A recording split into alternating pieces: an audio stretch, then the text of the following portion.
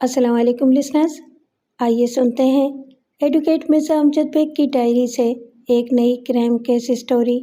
इसके रावी हैं educate Mirza Amjad bag और इसे तहरीर के कालिब में ढाला है अब्दुल कय्यूम शाह साहब ने, और कहानी का उन्वान है सर और सन। लिसनर्स, कहानी शुरू करने से पहले आपसे गुजारिश है कि आप अगर मेरे चैनल पर नए हैं तो प्लीज़ मेरे चैनल को सब्सक्राइब ज़रूर कीजिएगा और मेरी वीडियो को लाइक भी कीजिए। आइए कहानी का आगाज़ करते हैं। हमारे मुल्क में झूठ और फरेब को बाकायदा फ़न समझा जाने लगा है और अक्सर लोग बड़े फ़ख्रिया अंदाज में अपने इस फ़न का ज़िक्र करते हैं।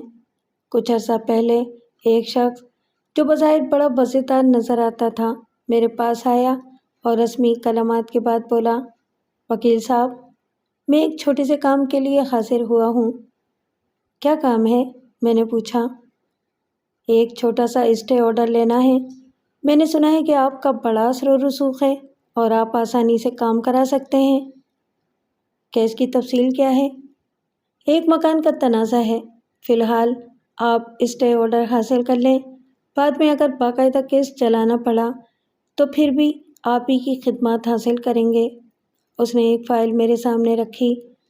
इसमें मकान के कुछ कागजात मौजूद हैं। मैंने फ़ाइल का सरसरी मुआयना किया। इसमें मकान की मिल्कियत के कागजात नहीं थे। कुछ टैक्स वगैरह की रसीदें और कुछ फ़ोटो कॉपियाँ थीं।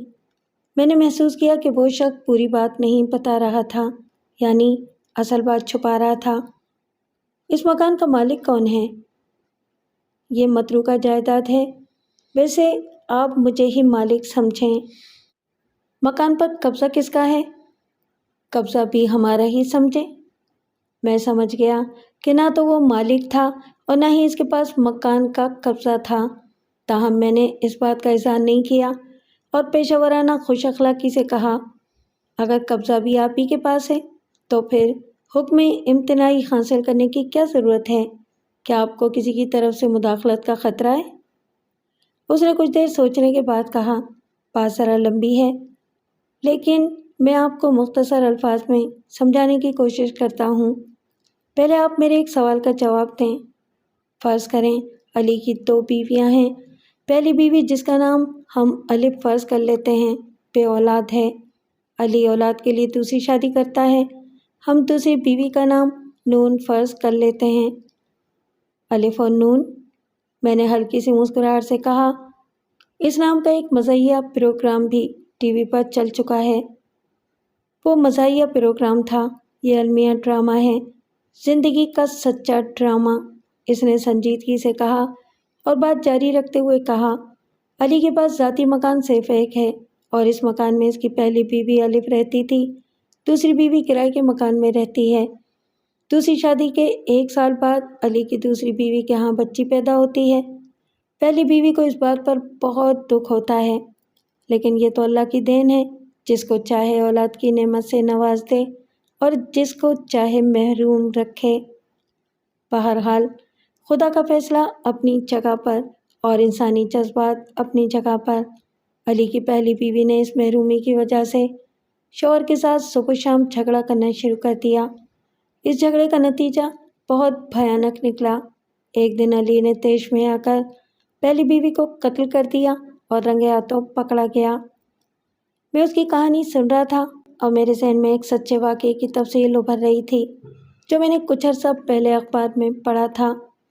इस कत्ल के बाद अली तो पकड़ा गया, अलिफ के रिश्तेदारों ने मकान पर कब्ज़ा कर लिया। थोड़ी देर पहले उसने कहा था कि मकान पर उसका कब्ज़ा था, ताहम मैंने इसे टोकना मुनासिब नहीं समझा। उसने सिलसिला कलाम जारी रखते हुए पूछा, अब आप ये बताएं कि कानूनी और इखलाकी तौर पर मकान पर किसका हक़ है, अली की दूसरी बीवी और उसकी बच्ची का, या पहली बीवी के रिश्तेदारों का? इस सवाल का सीधा जवाब नहीं दिया जा सकता था। जब सवाल विरासत का हो तो बहुत से पहलुओं का जायज़ा लेना पड़ता है। यह भी देखना पड़ता है कि जायदाद के कितने कानूनी वारिस हैं और इनकी क्या पोजीशन है। यहाँ एक बात और थी, जायदाद का मालिक अभी ज़िंदा था और वही ये फैसला कर सकता था कि इसकी जायदाद کس کے تصرف میں رہنی چاہیے، لیکن مذکورہ شخص نے، جس نے اپنا نام تصور حسین بتایا تھا، یہ فرض کر لیا تھا کہ علی کو قتل کے الزام میں سزائے موت ہو جائے گی، اس لیے اسے پہلے ہی مکان کی فکر پڑ گئی تھی۔ میرا جواب اس کی خواہش کے مطابق تھا۔ میں نے کہا کہ اخلاقاً مکان پر بیوی بچوں کا حق زیادہ ہے۔ وہ میرا جواب سن کر خوش ہو گیا، بولا، مجھے یقین تھا کہ آپ یہی جواب دیں گے، ہمارا کیس بھی کچھ اسی نوعیت کا ہے۔ آپ کی بات سے یہ ظاہر ہوتا ہے کہ مکان پر اس وقت پہلی بیوی کے رشتہ داروں کا قبضہ ہے۔ میں نے کہا، آپ اس ضمن میں علی سے بات کیوں نہیں کرتے؟ وہ غریب آدمی اس وقت کچھ سوچنے سمجھنے کے قابل نہیں ہے۔ دوسری بات یہ ہے کہ وہ بے بس ہے۔ اس کی پہلی بیوی کے رشتہ دار اس کے کہنے پر مکان خالی نہیں کریں گے۔ آپ کی علی سے کیا رشتہ داری ہے؟ اس نے قدرے تامل کرتے ہوئے کہا، میں علی کا برادر نسبتی ہوں۔ میں نے مزاح کے رنگ میں کہا، گویا وہ کیا کہتے ہیں، ساری خدائی ایک طرف، چورو کا بھائی ایک طرف۔ دراصل میں نون کا کزن ہوں، اس نے وضاحت کی۔ وہ میری خالہ زاد بہن ہے۔ میں نے فائل میں نظر ڈالی۔ ٹیکس وغیرہ کی رسیدوں میں کسی انور علی کا نام لکھا ہوا تھا۔ تصور صاحب، اس مرحلے پر حکم امتناعی آپ کے لیے فائدہ مند نہیں ہوگا۔ میں نے اس کے دل کی بات اگلوانے کے لیے کہا، حکم امتناعی کا مطلب ہے کہ پوزیشن جوں کی توں رہے۔ چونکہ مکان پر الف کے رشتہ داروں کا قبضہ ہے، اس لیے عدالت کے فیصلے تک ان کا قبضہ پکا ہو جائے گا۔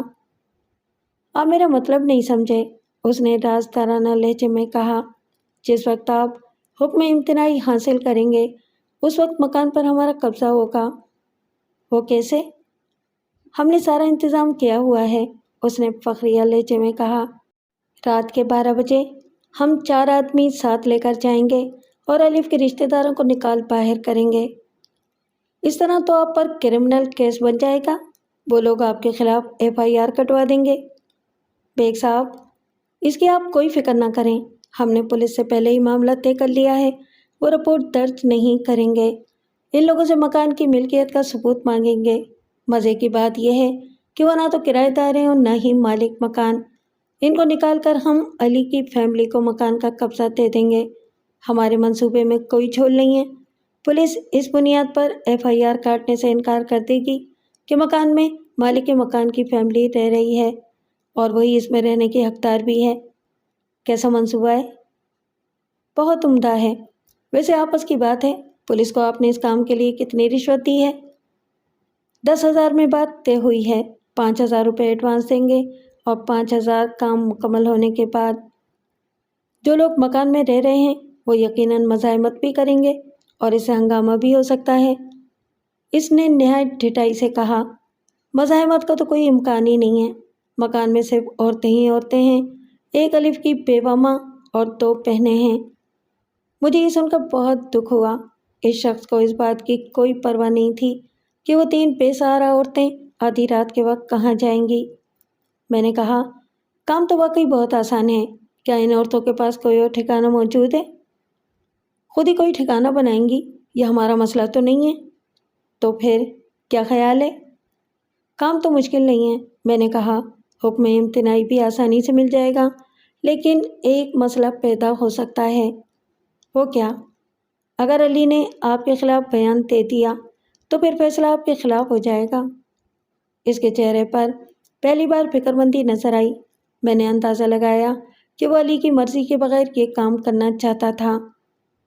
امید تو نہیں کہ وہ اپنی بیوی بچوں کے خلاف بیان دے گا، اس نے بے یقینی سے کہا۔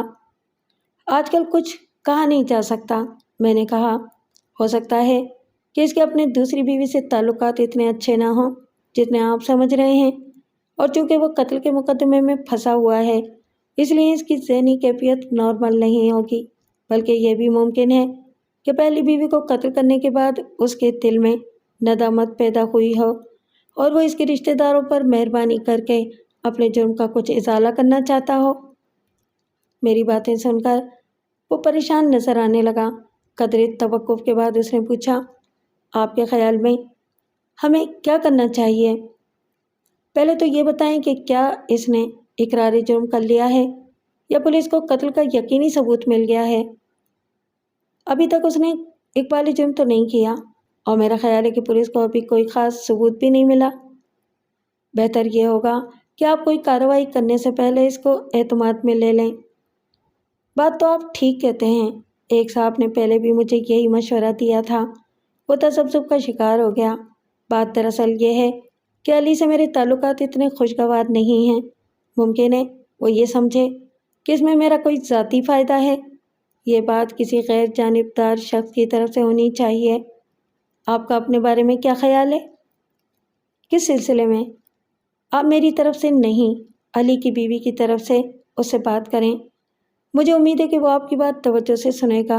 अगर वो अपना मकान अपनी दूसरी बीवी के हवाले करने पर तैयार हो जाए तो हमें अदालत से स्टे ऑर्डर लेने की ज़रूरत भी नहीं पड़ेगी और ये काम फ्री में नहीं होगा। हम आपको फ़ीस देंगे। आप अली के वकील के ज़रिए ये बात क्यों नहीं कर लेते? वो वकील इतना होशियार नहीं है। आपको बात करने का सलीका आता है। 1 हफ्ते के बाद अली की पेशी है। आप अदालत में उससे मुलाकात कर सकते हैं। मैंने उससे अदालत का नंबर पूछा और कहा, अगरचे ये काम मेरी वकालत के दायरे में नहीं आता, लेकिन मैं इंसानी हमदर्दी की बुनियाद पर यह जिम्मेदारी ले रहा हूँ। खुदा आपको जज़ाए खैर दे।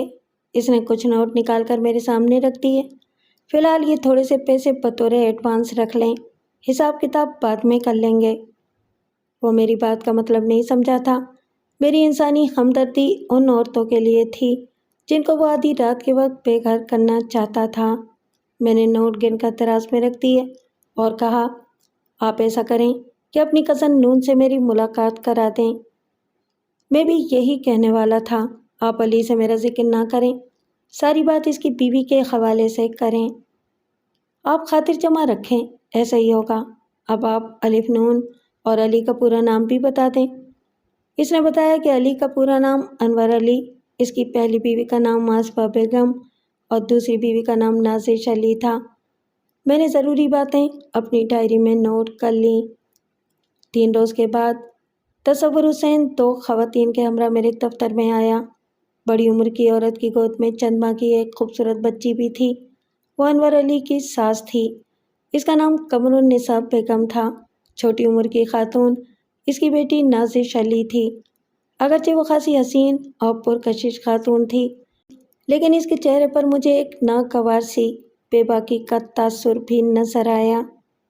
मेरे कहने का मतलब यह है कि इसके चेहरे पर वो मासूमियत नहीं थी जो हुस्न को 4 चांद लगा देती है। रस्मी बातचीत के बाद मैंने नाजिश से मुखातिब होकर कहा, तुम्हारे कज़न से मकान के बारे में तफसीली बातचीत हो चुकी है। तुम्हारी इस बारे में क्या राय है?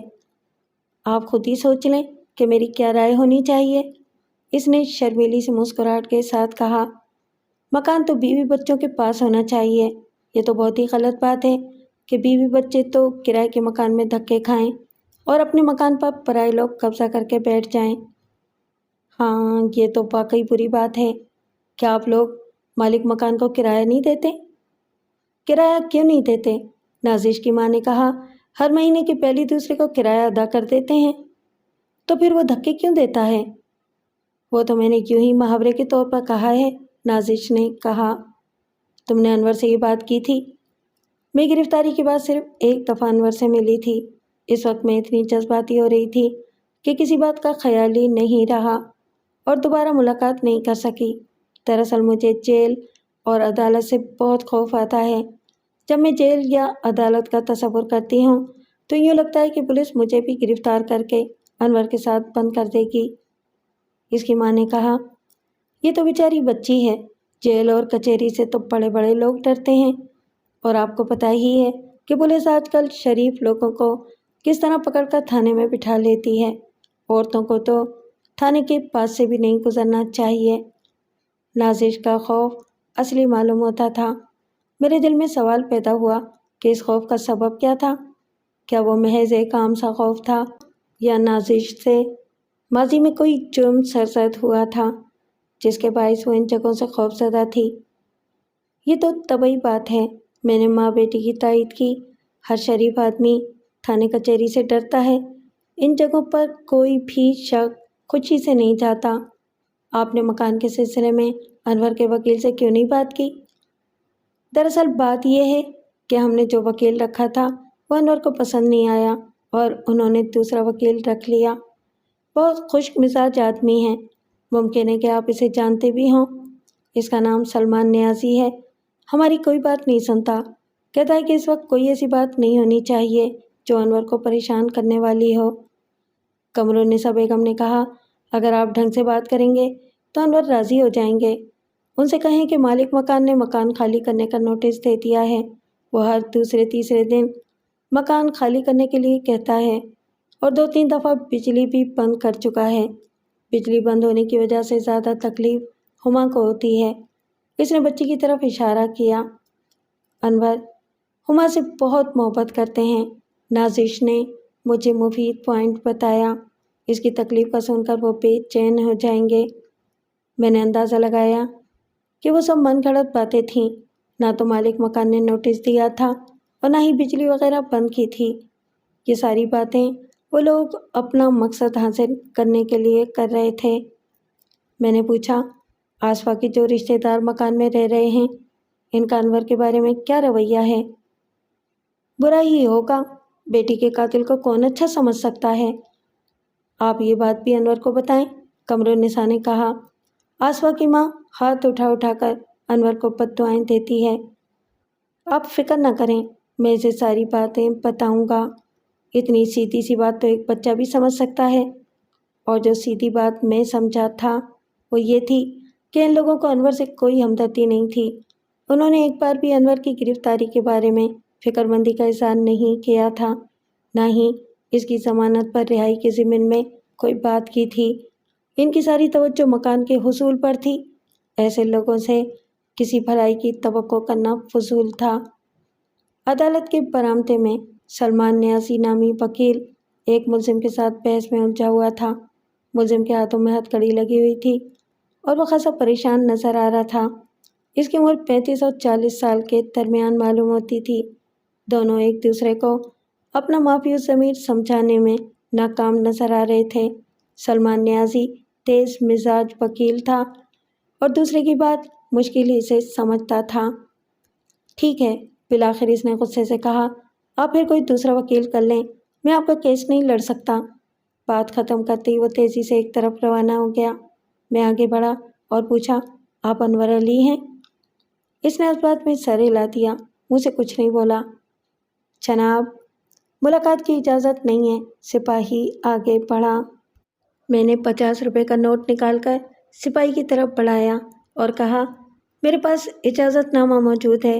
اس نے نوٹ لے کر جیب میں ٹھوس لیا اور کہا، جلدی سے بات کر لیں، ہمیں واپس بھی جانا ہے۔ اس وقت دن کے 12 بجنے والے تھے اور لسٹ کے مطابق انور علی کا کیس 8ویں نمبر پر تھا اور یہ بات میں صبح کے وقت دیکھ گیا تھا۔ میرا اندازہ تھا کہ انور علی کے کیس کی باری 12 بجے تک آئے گی۔ میں نے اسے پوچھا، آپ پیشی بھگت چکے ہیں؟ نہیں، میرے وکیل نے تاریخ لے لی ہے، اس نے کہا۔ میں نے سپاہی سے کہا، تمہیں بھوک تو بہت لگی ہوگی؟ کوئی ایسی ویسی بارش شاہ والی بھوک لگی ہے۔ سپاہی نے پیٹ پر ہاتھ پھیرا۔ ملزم کو ٹھکانے لگاتے لگاتے 2 بج جائیں گے۔ تو آؤ پھر کینٹین میں چل کر کھانا کھاتے ہیں۔ میں نے سنا ہے کہ آج چکن بریانی بہت اچھی پکی ہے۔ اس نے ہونٹوں پر زبان پھیری اور فوراً تیار ہو گیا۔ انور علی نے کہا، آپ نے ابھی تک اپنا تعارف نہیں کرایا، آپ کس سلسلے میں مجھ سے ملنا چاہتے ہیں؟ میرا نام مرزا امجد بیگ ہے، میں نے کہا، اور یہ بتانے کی تو کوئی ضرورت ہی نہیں کہ میں ایڈوکیٹ ہوں، کیونکہ یہ بات میرے گیٹ اپ سے واضح ہے۔ غالباً آپ موقع سے فائدہ اٹھانے کا ارادہ رکھتے ہیں۔ آپ دیکھ چکے ہیں کہ میرا وکیل ناراض ہو کر جا چکا ہے۔ اگر میں یہ کہوں کہ قدرت نے آپ کو موقع سے فائدہ اٹھانے کا موقع فراہم کیا ہے تو بے جانا ہوگا، میں نے ہنس کر کہا۔ جہاں تک میرا تعلق ہے، میں اتفاقاً نہیں قصداً آپ کے پاس آیا ہوں۔ میرے پاس آپ کے لیے ایک پیغام ہے۔ پیغام؟ کس کا؟ آپ کی بیوی کا۔ اوہ! ہم کینٹین میں جا بیٹھے۔ میں نے اپنے لیے چائے اور ان دونوں کے لیے کھانے کا آرڈر دیا۔ جب سپاہی کھانے میں مصروف ہو گیا تو میں انور علی کی طرف متوجہ ہوا اور پوچھا، آپ کے مکان میں کون رہتا ہے؟ میری پہلی بیوی کی والدہ اور ان کی بیٹیاں، اس نے جواب دیا۔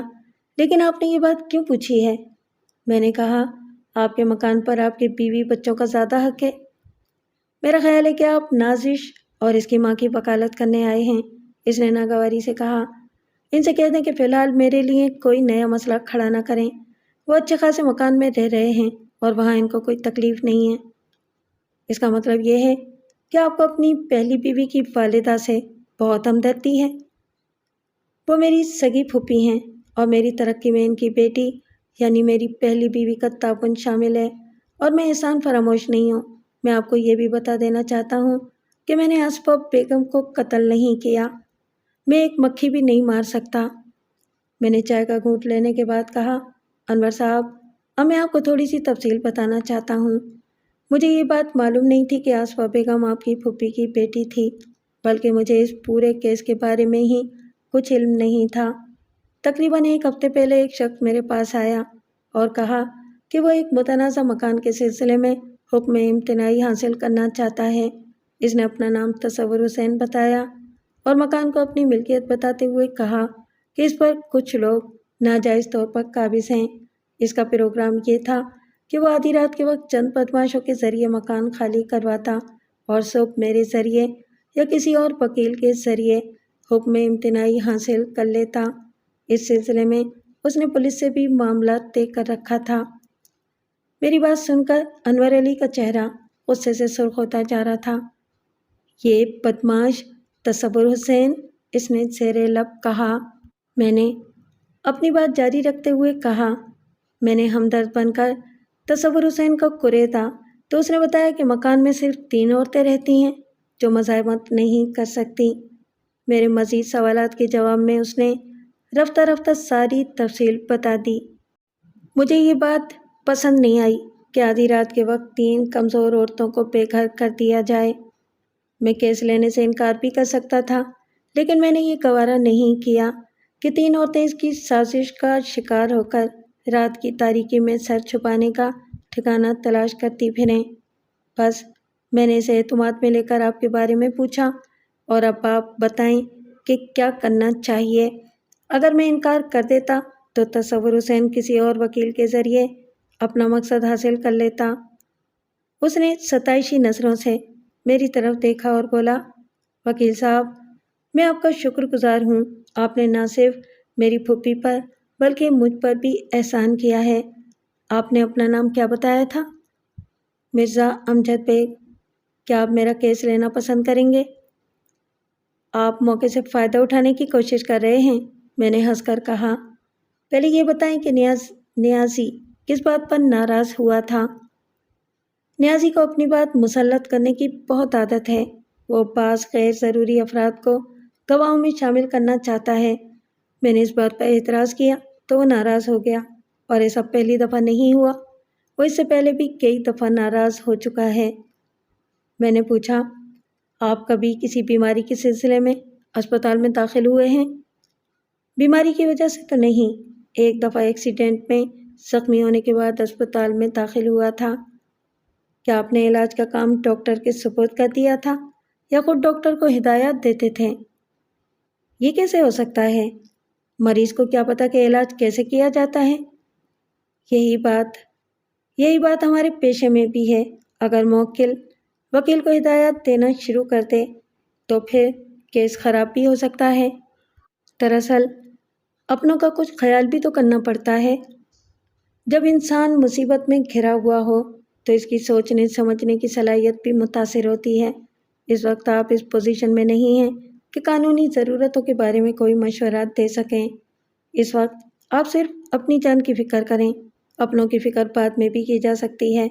اگر کوئی اونچ نیچ ہو گئی تو آپ اسے وکیل کے کھاتے میں ڈال کر اپنی پوزیشن بچا سکتے ہیں، لیکن اگر آپ کو سزا ہو گئی تو کوئی بھی آپ کو بچا نہیں سکے گا۔ اب آپ مجھے کیس کی کچھ تفصیل بتائیں۔ سپاہی بڑے اطمینان سے بریانی کھانے میں مصروف تھا۔ انور علی نے باتوں کے دوران تھوڑا سا کھانا کھایا تھا۔ اس نے کھانے سے ہاتھ روکتے ہوئے کہا، بات بڑی مختصر سی ہے۔ میری پہلی بیوی آس پاس سوسائٹی میں رہتی تھی، دوسری بیوی نازش جس سے آپ مل چکے ہیں گلشن میں رہتی ہے۔ یہ 14 مارچ کی بات ہے۔ اس روز میرا قیام نازش کے گھر میں تھا۔ اس گھر میں گاڑی کھڑی کرنے کی سہولت نہیں ہے، لہٰذا میری گاڑی معمول کے مطابق گلی میں کھڑی تھی۔ رات کے کسی وقت گاڑی چوری ہو گئی۔ مجھے کچھ پتہ ہی نہیں چلا کہ گاڑی کس وقت چوری ہوئی تھی، ورنہ میں تھانے میں رپورٹ درج کرا دیتا۔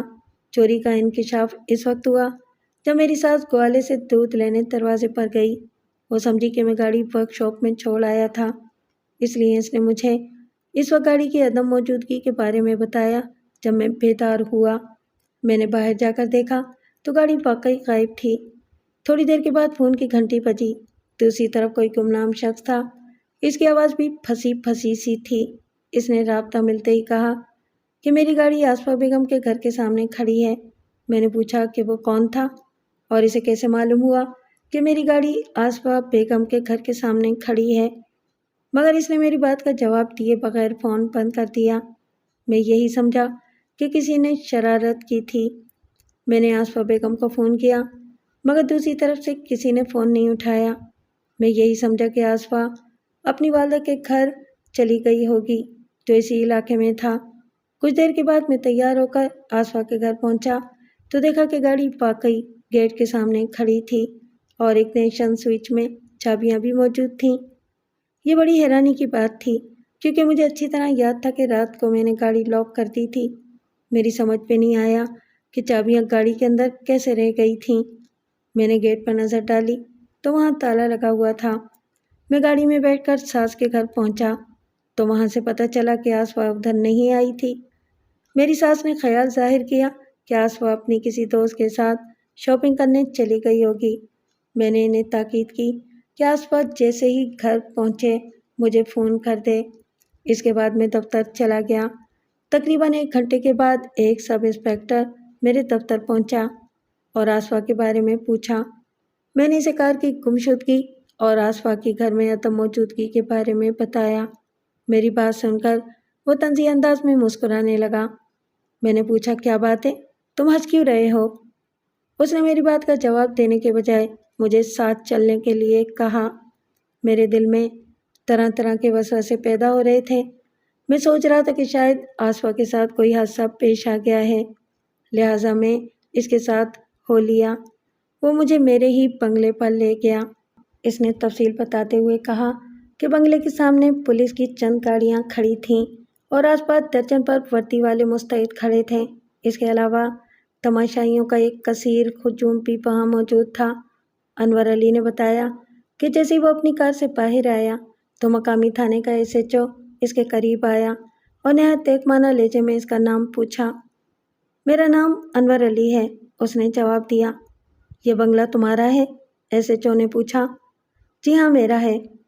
تمہاری بیوی کہاں ہے؟ وہ شاید شاپنگ کرنے گئی ہوئی ہے۔ یہ سنتے ہی SHO نے انور کے منہ پر زور سے تھپڑ مارا اور کہا بنگلے کا تالا کھولو۔ یہ آپ کیا کر رہے ہیں؟ انور علی پریشان ہو گیا۔ مم میرے پاس بنگلے کی چابیاں نہیں ہیں۔ SHO نے اسے گریبان سے پکڑ کر تھپڑ اور ٹھڈے مارنے شروع کر دیے۔ پھر اس نے اس کی جیبوں کی تلاشی لی، مگر بنگلے کی چابیاں برآمد نہیں ہوئیں۔ انور علی نے SHO کے رویے پر احتجاج کیا تو وہ اور زیادہ غصے میں آ گیا اور گالیاں بھی دینے لگا۔ پھر اس نے قریب کھڑے ہوئے سب انسپکٹر سے کہا اس کی گاڑی کی تلاشی لو۔ سب انسپکٹر نے گاڑی کی تلاشی لی اور چند منٹوں کے اندر ڈیش بورڈ کے خانے سے چابیوں کا ایک گچھا نکال لایا۔ SHO نے وہ چابیاں لے کر انور علی کی آنکھوں کے سامنے لہرائیں۔ یہ کس کی چابیاں ہیں؟ شاید بنگلے کی ہیں۔ SHO اسے گریبان سے پکڑ کر کھینچتا ہوا گیٹ کے پاس لے گیا اور چابیاں اس کے ہاتھ میں دیتے ہوئے بولا لو کھولو اپنے باپ کو۔ انور علی نے کپ کپاتے ہاتھوں سے گیٹ کا تالا کھولا، پھر اندر والا ڈرائنگ روم کے دروازے کا تالا کھولنے لگا۔ اس نے دیکھا کہ داہنی طرف والی کھڑکی کے شیشے ٹوٹے ہوئے تھے اور پردہ ایک طرف ہٹا ہوا تھا۔ وہ سمجھ گیا کہ اس کی بیوی کے ساتھ کوئی سنگین حادثہ پیش آ چکا تھا۔ پھر جیسے ہی اس نے تالا کھولا، اندر کا منظر دیکھ کر اس کے اوسان خطا ہو گئے۔ اس کی بیوی خون میں لت پت قالین پر پڑی تھی۔ کسی سفاک شخص نے اسے تیز دھار آلے سے قتل کر دیا تھا اور یہ قتل رات کے کسی حصے میں کیا گیا تھا۔ انور علی نے اپنی صفائی پیش کرنے کی بہت کوشش کی، مگر پولیس نے اس کی بات سننے سے انکار کر دیا اور اسے قتل عمد کے الزام میں گرفتار کر کے حوالات میں بند کر دیا۔ اس کے خلاف اچھے خاصے شواہد موجود تھے۔ اس کی گاڑی ساری رات بنگلے کے سامنے کھڑی رہی تھی۔ صبح کے ہی پڑوسیوں نے اسے گاڑی میں بیٹھ کر دفتر جاتے دیکھا تھا۔ اس نے اپنی ساس کے گھر جا کر اپنی بیوی کی گمشدگی پر تشویش کا اظہار بھی کیا تھا، جو پولیس کے مطابق محض ڈرامہ تھا، اور سب سے بڑھ کر یہ کہ بنگلے کی چابیاں اس کے پاس موجود تھیں۔ پولیس کا موقف یہ تھا کہ انور علی نے کسی بات پر اشتعال میں آ کر اپنی بیوی کو قتل کر دیا تھا اور انتہائی گھبراہٹ کے عالم میں وہاں سے فرار ہو گیا تھا۔ میں نے پوچھا، گھر سے کوئی چیز بھی چوری ہوئی تھی؟ پولیس نے مجھے الماریاں چیک کرنے کی اجازت نہیں دی، انور علی نے جواب دیا۔ انہوں نے کہا کہ بنگلے کو تالا لگا ہوا تھا اور چابیاں میرے پاس سے برآمد ہوئی تھیں، اس لیے اگر کوئی چیز چوری ہوئی تھی تو وہ میں نے ہی چوری کی تھی۔ گھر میں 50,000 روپے نقد اور 1 لاکھ سے زیادہ کے پرائز بانڈ موجود تھے۔ بعد میں پتہ چلا کہ یہ چیزیں وہاں سے غائب تھیں۔ اس چوری کے سلسلے میں 3 لوگوں پر شک کیا جا سکتا ہے، میں نے کہا۔ پہلا شک قاتل پر، دوسرا پولیس پر اور تیسرا آپ کی پھوپھی پر۔ نہیں، اس نے نفی میں سر ہلایا۔ میری پھوپھی ایسی حرکت نہیں کر سکتی۔ عجیب بات یہ ہے کہ زیور چوری نہیں ہوا، حالانکہ وہ بھی اسی الماری میں تھا جس میں نقدی رکھی ہوئی تھی۔ اگر انور علی کا بیان سچا تھا تو اس معاملے میں کئی باتیں قابل توجہ تھیں۔ اول، گاڑی کی چابیاں کیسے چوری ہوئیں؟ دوم، قاتل گاڑی کو بنگلے کے سامنے کیوں چھوڑ گیا؟ سوم، قاتل نے بنگلے کی چابیاں گاڑی میں کیوں رکھ دیں؟ اور چہارم، اس نے زیور چوری کیوں نہیں کیا؟ سپاہی کھانا کھا چکا تھا اور ہمیں جلدی فارغ ہونے کے لیے کہہ رہا تھا۔ میں نے انور علی سے پوچھا، کیا آپ کو یقین ہے کہ وقوع والی رات آپ گاڑی لاک کر کے چابیاں گھر کے اندر لے گئے تھے؟ ہاں، پورا یقین ہے، اس نے جواب دیا۔ آپ کو شک کس پر ہے؟ وہ سوچ میں پڑ گیا۔ ایک طویل توقف کے بعد اس نے کہا، میں کچھ کہہ نہیں سکتا، بلا وجہ کسی پر شک کرنا ٹھیک نہیں۔ میں نے محسوس کیا کہ وہ کچھ چھپا رہا تھا۔ اگر اس کا یہ بیان صحیح تھا کہ وہ گاڑی لاک کر کے چابیاں ساتھ لے گیا تھا تو پھر اس رات واردات میں گھر کا کوئی فرد ملوث تھا، اور اس بات کی تہ میں جانے کے لیے انور علی کو پوری کہانی سنانے پر آمادہ کرنا ضروری تھا۔ غالباً اسے ڈر تھا کہ اگر اس نے کسی پر شک کا اظہار کیا تو اس کے عزیز اور رشتہ دار اس معاملے میں ملوث ہو جائیں گے، اور یہی وہ بات تھی جو اس کی راہ میں روک بنی ہوئی تھی۔ میں نے فی الوقت اس بات کو چھیڑنا مناسب نہیں سمجھا اور وکالت نامے پر دستخط کرانے کے بعد رخصت ہو گیا۔ 2 روز کے بعد میں سلمان نیازی سے ملا اور اسے انور علی کا وکالت نامہ دکھا کر کیس فائل طلب کی۔ نیازی نے تیوری چڑھاتے ہوئے کہا، فائل تو میں آپ کو دے دیتا ہوں، مگر آپ کا طریقہ واردات مجھے پسند نہیں آیا۔ عدم علم کی بنیاد پر لگایا جانے والا الزام بعد میں شرمندگی کا باعث بھی بن سکتا ہے، میں نے کہا۔ اس لیے اگر آپ فرد جرم پر نظر ثانی کر لیں تو آپ کی صحت پر زیادہ خوشگوار اثر پڑے گا۔ جناب، میں آپ کی واردات کا عینی شاہد ہوں۔ آپ نے ہماری گفتگو سن لی تھی اور وہیں پر گھات لگا کر بیٹھ گئے تھے۔ پہلے تو ایک تصحیح فرما لیں، شاہد کے ساتھ عینی لگانے کی ضرورت نہیں۔ شاہد کا مطلب ہے کہ آنکھوں سے دیکھنے والا یا مشاہدہ کرنے والا۔ اور حضرت، میں نے آپ کی گفتگو سنی ضرور تھی، لیکن اس بات سے جو نتیجہ آپ نے نکالا ہے وہ صحیح نہیں ہے۔ میں انور علی کی بیوی کا ایک پیغام لے کر آیا تھا اور آپ کے فارغ ہونے کا انتظار کر رہا تھا۔ پہلے انور علی کو بھی یہی خیال آیا تھا کہ میں موقع سے فائدہ اٹھانے کی کوشش کر رہا تھا، لیکن بعد میں یہ بات الٹ ہو گئی۔ کیسے؟ انور علی نے موقع سے فائدہ اٹھاتے ہوئے مجھے پھانس لیا۔ میں نے ہاتھ لمبا کیا۔ فائل؟ اس نے الماری سے فائل نکال کر میرے سامنے رکھی اور بولا، آپ نے کیس لے تو لیا ہے، مگر میں آپ کو ایک بات بتا دیتا ہوں، یہ آدمی آپ کو بہت پریشان کرے گا۔ کس طرح؟ میں 2 مہینے سے اس کے ساتھ مغز ماری کر رہا ہوں۔ یہ اٹک اٹک کر قسطوں میں باتیں بتاتا ہے۔ چند روز پہلے مجھے پتہ چلا ہے کہ اس کا ایک سزا یافتہ سالہ بھی ہے۔ تصور اسے؟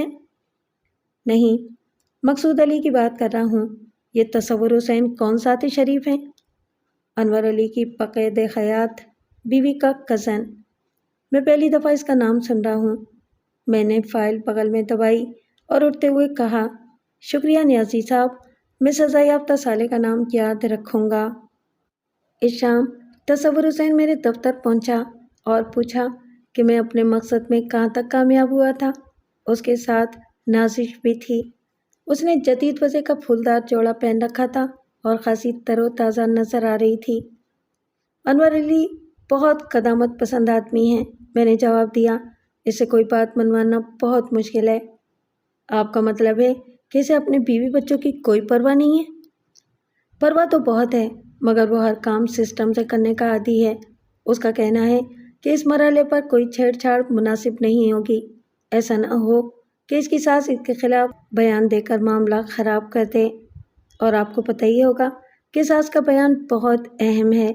انور علی نے سب سے پہلے اپنی ساس ہی کو آصفہ کی گمشدگی کے بارے میں بتایا تھا۔ میں نازش سے مخاطب ہوا، ویسے آپ مطمئن رہیں، شوہر کی جائیداد کی اصل وارث آپ ہی ہیں۔ ایسی جائیداد کا کیا فائدہ جس کو انسان استعمال نہ کر سکے؟ نازش نے برا سا منہ بنایا۔ میں آپ کو ایک مشورہ دینا چاہتا ہوں، میں نے کہا۔ آپ اپنے شوہر سے کسی نہ کسی طرح کا رابطہ ضرور رکھیں۔ اس وقت اسے دلجوئی کی بہت ضرورت ہے۔ آپ میں سے کسی کو عدالت میں ضرور آنا چاہیے۔ میں تو آپ کو پہلے ہی بتا چکی ہوں کہ میرا آنا بہت مشکل ہے۔ امی دل کی مریض ہیں، تصور بھائی کو اپنے کام سے فرصت نہیں ملتی، کیا کریں؟ چھوٹے بھائی کو بھیج دیا کریں کوئی کھانا وانا دے کر۔ اس نے بھویں سکیڑی اور قدرے تامل کے بعد پوچھا، کیا انور نے میرے چھوٹے بھائی کا ذکر کیا تھا؟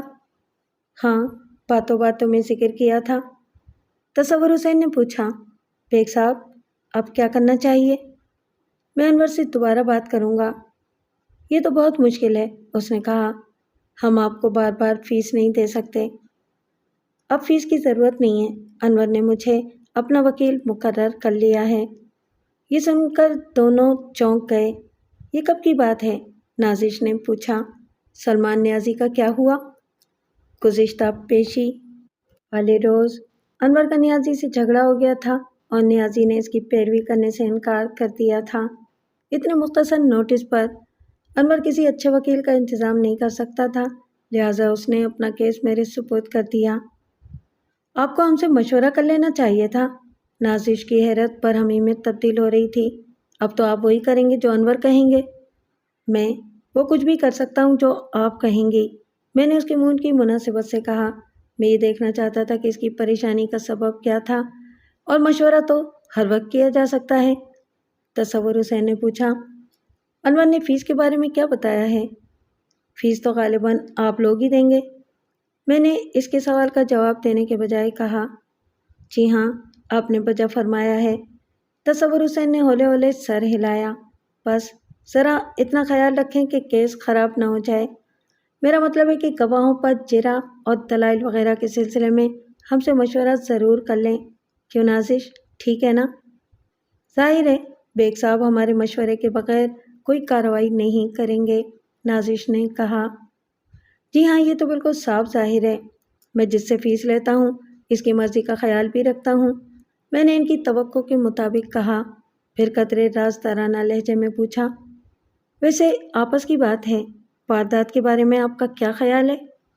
نازش نے تصور حسین کی طرف دیکھا۔ تصور حسین نے قدرے تامل کرتے ہوئے کہا، واردات بھی بالکل ظاہر ہے۔ اس کا مطلب یہ تھا کہ قتل انور ہی نے کیا تھا، میں نے گہرا سانس لیتے ہوئے کہا۔ جو واقعات میں نے سنے ہیں ان سے بھی یہی ظاہر ہوتا ہے۔ پھر قدرے توقف کے بعد نازش سے پوچھا، یہ شادی کس طرح ہوئی تھی؟ کیا آپ کو پتہ نہیں تھا کہ انور پہلے سے شادی شدہ ہے؟ اس کے ہونٹوں پر پھیکی سی مسکراہٹ نمودار ہو گئی۔ بولی، یہ ایک لمبی کہانی ہے، کسی شام ہمارے گھر آئیں تو سناؤں گی، لیکن اس کا یہ مطلب نہیں ہے کہ میں انور کو پسند نہیں کرتی۔ شاید اسے یہ خیال آ گیا تھا کہ وہ بولنے میں کچھ بے احتیاطی کر گئی تھی۔ انور بہت اچھے آدمی ہیں، میں تو صبح و شام ان کے لیے دعا کرتی ہوں۔ اس نے باتوں باتوں میں اپنی شادی کے کچھ واقعات بیان کر دیے، چونکہ یہ یک طرفہ واقعات تھے، اس لیے میں تکرار سے بچنے کے لیے فی الحال ان کا ذکر چھوڑتا ہوں۔ فائل کا مطالعہ کرنے کے بعد میں نے محسوس کیا کہ استغاثہ کا کیس بہت مضبوط تھا۔ ملزم نے اپنے دفاع میں جو شواہد پیش کیے تھے وہ بہت کمزور تھے۔ مجھے سلمان نیازی کی بات یاد آئی جس نے کہا تھا کہ انور نے بہت اٹک اٹک کر قسطوں میں باتیں بتائی ہیں، یعنی وہ اپنے وکیل کے ساتھ پوری طرح تعاون نہیں کرتا رہا تھا۔ بس میں نے اگلی پیشی سے پہلے اپنے طور پر کچھ معلومات اکٹھی کرنے کا فیصلہ کیا اور 2 روز کے بعد میں انور علی کے گھر پہنچ گیا۔ دروازہ ایک نوجوان لڑکی نے کھولا اور بولی، فرمائیے، کس سے ملنا ہے؟ میں نے اندازہ لگایا کہ وہ آصفہ بیگم کی چھوٹی بہن تھی۔ میرا نام مرزا امجد بیگ ہے اور میں تمہارے بہنوئی مسٹر انور علی کا وکیل ہوں، میں نے کہا۔ اس کے چہرے پر پریشانی سی بکھر گئی۔ بولی، کیا انور بھائی نے مکان خالی کرنے کا نوٹس بھیجا ہے؟ تمہیں اس بات کا خیال کیوں آیا؟ کل انور بھائی کی دوسری بیوی اپنے کزن کے ساتھ یہاں آئی تھی اور ہمیں مکان خالی کرنے کے لیے کہا تھا۔ نہیں، ایسی کوئی بات نہیں ہے۔ انور کا مکان خالی کرانے کا کوئی ارادہ نہیں ہے۔ اس نے بڑی تاکید سے یہ بات کہی ہے کہ وہ اپنی پھوپھی سے مکان خالی نہیں کروائے گا۔ میں تمہاری امی سے ملنا چاہتا ہوں، وہ گھر پر ہیں؟ لڑکی مجھے ڈرائنگ روم میں لے گئی اور اندر سے اپنی ماں کو بلا لائی۔ بعد میں مجھے لڑکی کا نام شاہدہ اور اس کی ماں کا نام صالحہ بیگم معلوم ہوا۔ صالحہ بیگم خوش شکل اور جہاں دیدہ عورت تھی، وہ خاصی سوگوار نظر آ رہی تھی۔ میں نے اپنا تعارف کرانے کے بعد کہا، نازش اور اس کی ماں کی خواہش ہے کہ کسی طرح یہ مکان ان کو مل جائے، لیکن انور اس بات کے حق میں نہیں ہے۔ اسے آپ کا بہت خیال ہے اور اس نے سختی سے یہ بات کہی ہے کہ آپ مکان خالی نہ کریں۔ اب ہمارا اس مکان پر کوئی حق نہیں ہے، صالحہ بیگم نے افسردگی سے کہا، جس کی وجہ سے اس گھر کی رونق تھی وہی نہیں رہی۔ تو ہم مکان لے کر کیا کریں گے؟ جہاں اتنی زندگی گزر گئی ہے وہاں باقی زندگی بھی گزر جائے گی۔ آپ کسی کے کہنے میں آ کر مکان خالی نہ کریں، میں نے کہا۔ انور کے دل میں آپ کا بہت احترام ہے اور وہ نہیں چاہتا کہ آپ کو کوئی تکلیف پہنچے۔ میں نے پورا کیس توجہ سے اسٹڈی کیا ہے اور میرا اندازہ یہ ہے کہ انور بے گناہ ہیں۔ غیب کی باتیں خدا ہی جانے، ہم کسی پر الزام نہیں لگاتے، صالحہ بیگم نے دکھی لہجے میں کہا۔ کسی کی بے گناہی سے میری بیٹی تو واپس نہیں آ جائے گی نا؟ شاہدہ نے کہا۔ آپ تو یہی کہیں گے کیونکہ آپ انور بھائی کے وکیل ہیں۔ کسی کا وکیل ہونا مجھے جھوٹ بولنے پر مجبور نہیں کر سکتا، میں نے کہا۔ میں سچ بولتا ہوں اور ہمیشہ سچ کی تلاش میں رہتا ہوں۔ آپ کے پاس بھی میں سچ کی تلاش میں آیا ہوں۔ میں یہ جاننا چاہتا ہوں کہ انور نے دوسری شادی کیوں کی تھی اور دوسری شادی کے بعد اس نے آصفہ بیگم سے کیسے تعلقات رکھے تھے؟ انور نے اولاد کے لیے دوسری شادی کی تھی، صالحہ بیگم نے کہا۔ اس میں میری بیٹی کی مرضی بھی شامل تھی۔ یہ شادی ڈاکٹر امتیاز احمد کے توسط سے ہوئی تھی اور چند شرطوں کے تحت ہوئی تھی، لیکن بعد میں نازش اور اس کی ماں نے شرطیں پوری نہیں کی اور معاملہ بگڑ گیا۔ میرے استفسار پر اس نے شرطوں وغیرہ کی جو تفصیل بتائی وہ خاصی عجیب و غریب تھی۔ یہ تفصیل تصدیق طلب تھی، اس کا ذکر آگے آئے گا۔ اگلے روز میں ڈاکٹر امتیاز سے ملا جس نے صالحہ بیگم کے بیان کی جزوی طور پر تصدیق کی اور کچھ مزید باتیں بھی بتائیں۔ مقدمے کی اگلی پیشی پر میں نے اپنا وکالت نامہ داخل کیا اور جج کو بتایا کہ ملزم نے وکیل سلمان نیازی کا وکالت نامہ منسوخ کر دیا ہے۔ جج نے پوچھا، کیا آپ کیس چلانا چاہتے ہیں؟ جناب عالی، مجھے کیس کا مطالعہ کرنے کے لیے کچھ وقت چاہیے، میں نے کہا، اس لیے میری درخواست ہے کہ آج مقدمے کی کارروائی ملتوی کر دی جائے۔ وکیل استغاثہ نے میری درخواست پر کوئی اعتراض نہیں کیا۔ آگے گرمیوں کی چھٹیاں آ رہی تھیں، لہٰذا جج نے 35 دن کے لیے کارروائی ملتوی کر دی۔ اس موقع سے فائدہ اٹھاتے ہوئے میں نے ملزم سے علیحدگی میں ملاقات کرنے کی اجازت بھی لے لی۔ ہم عدالت سے ملحق اسٹاف روم کے کونے میں جا بیٹھے۔ اس وقت دن کے 11 بجے تھے۔ میں نے سپاہی کو چائے اور بسکٹ وغیرہ کا آرڈر دینے کے لیے کہا اور انور علی کی طرف متوجہ ہوا تو خاصا دل گرفتار نظر آ رہا تھا۔ میں آپ کی پھوپھی اور ڈاکٹر امتیاز سے ملا تھا، میں نے کہا۔ ان لوگوں سے مجھے کافی باتیں معلوم ہوئی ہیں۔ اس نے حیرانی سے میری طرف دیکھا اور بولا، آپ کو مجھ سے پوچھے بغیر ان لوگوں سے ملنا نہیں چاہیے تھا۔ اس پریشان حال شخص کو دلجوئی کی ضرورت تھی، اس لیے میں نے اس کی بات پر غصے کا اظہار کیے بغیر کہا، سوری، آئندہ پوچھ لیا کروں گا۔ مجھے اس کی دوسری شادی کے بارے میں جو معلومات حاصل ہوئی تھیں، میں نے ان کا تھوڑا سا ذکر کیا اور پوچھا کہ ان میں کہاں تک صداقت تھی۔ اس نے قدرے ناگواری سے تھوڑی سی وضاحت کی۔ وہ ان لوگوں میں سے تھا جو اپنے ذاتی معاملات کے بارے میں بہت جذباتی ہوتے ہیں اور ان کے انکشاف پر شرمندگی محسوس کرتے ہیں۔ میں نے اس کی حوصلہ افزائی کی اور چھوٹے چھوٹے سوالات سے اسے مزید بولنے کی ترغیب دیتا رہا۔ رفتہ رفتہ وہ کھلتا چلا گیا اور تمام وہ باتیں بیان کر دیں جو عام حالات میں ایسے لوگ کبھی نہیں بتاتے۔ میں ان تمام باتوں کو، جو مجھے انور علی کے علاوہ دیگر افراد کی زبانی بھی معلوم ہوئی، اپنے الفاظ میں آپ کے سامنے پیش کرتا ہوں۔ انور علی نے بتایا کہ وہ اپنی پہلی بیوی آصفہ بیگم کو بہت چاہتا تھا اور ان کی زندگی خاصی خوشگوار گزر رہی تھی۔ صرف ایک کمی تھی اور وہ یہ تھی کہ ان کے ہاں اولاد نہیں تھی۔ شادی کے کئی سال بعد بھی جب اولاد پیدا ہونے کے کوئی آثار نظر نہ آئے تو دونوں نے اپنا طبی معائنہ کرایا۔ اس معائنے سے یہ بات سامنے آئی کہ آصفہ بیگم اولاد پیدا کرنے کے قابل نہیں تھی۔ اس بات نے دونوں کو فکر مند کر دیا۔ انہیں اولاد کی بہت خواہش تھی۔ وہ اپنے آنگن میں ہنستے کھیلتے بچوں کی کلکاریاں سننا چاہتے تھے۔ انور علی نے بہترین ڈاکٹروں اور حکیموں سے بیوی کا علاج کرایا، مگر کوئی فائدہ نہیں ہوا۔ ٹونے ٹوٹکوں کے وہ قائل نہیں تھے، اس لیے پیر و فقیروں سے رجوع نہیں کیا۔ شادی کے 9 سال کے بعد دونوں کو بچوں کے بغیر زندگی بہت بے کیف محسوس ہونے لگی اور انہوں نے کوئی پرایا بچہ گود لینے کے بارے میں سوچنا شروع کر دیا۔ کیوں نہ کسی یتیم خانے سے بچہ لے کر پال لیا جائے؟ ایک دن انور نے خیال ظاہر کیا۔ یتیم خانے سے چھوٹی عمر کا بچہ ملنا تو مشکل ہے، آصفہ بیگم نے خیال ظاہر کیا۔ ہمیں کوئی دودھ پیتا بچہ گود لینا چاہیے۔ میرا خیال ہے کہ 4-5 سال کی عمر کا بچہ بھی مناسب رہے گا۔ شیرخوار بچے کو سنبھالنا زیادہ مشکل ہوگا۔ سنبھالنے کا کوئی مسئلہ نہیں ہے۔ 4-5 سال کا بچہ لوگوں کو پہچاننا شروع کر دیتا ہے۔ جیسے جیسے وہ بڑا ہوگا اسے یہ بات پوری طرح معلوم ہو جائے گی کہ ہم اس کے حقیقی ماں باپ نہیں ہیں، اور یہ بات اس کی نشو و نما پر برا اثر ڈالے گی۔ شیرخوار بچہ یہ بات نہیں جان سکتا۔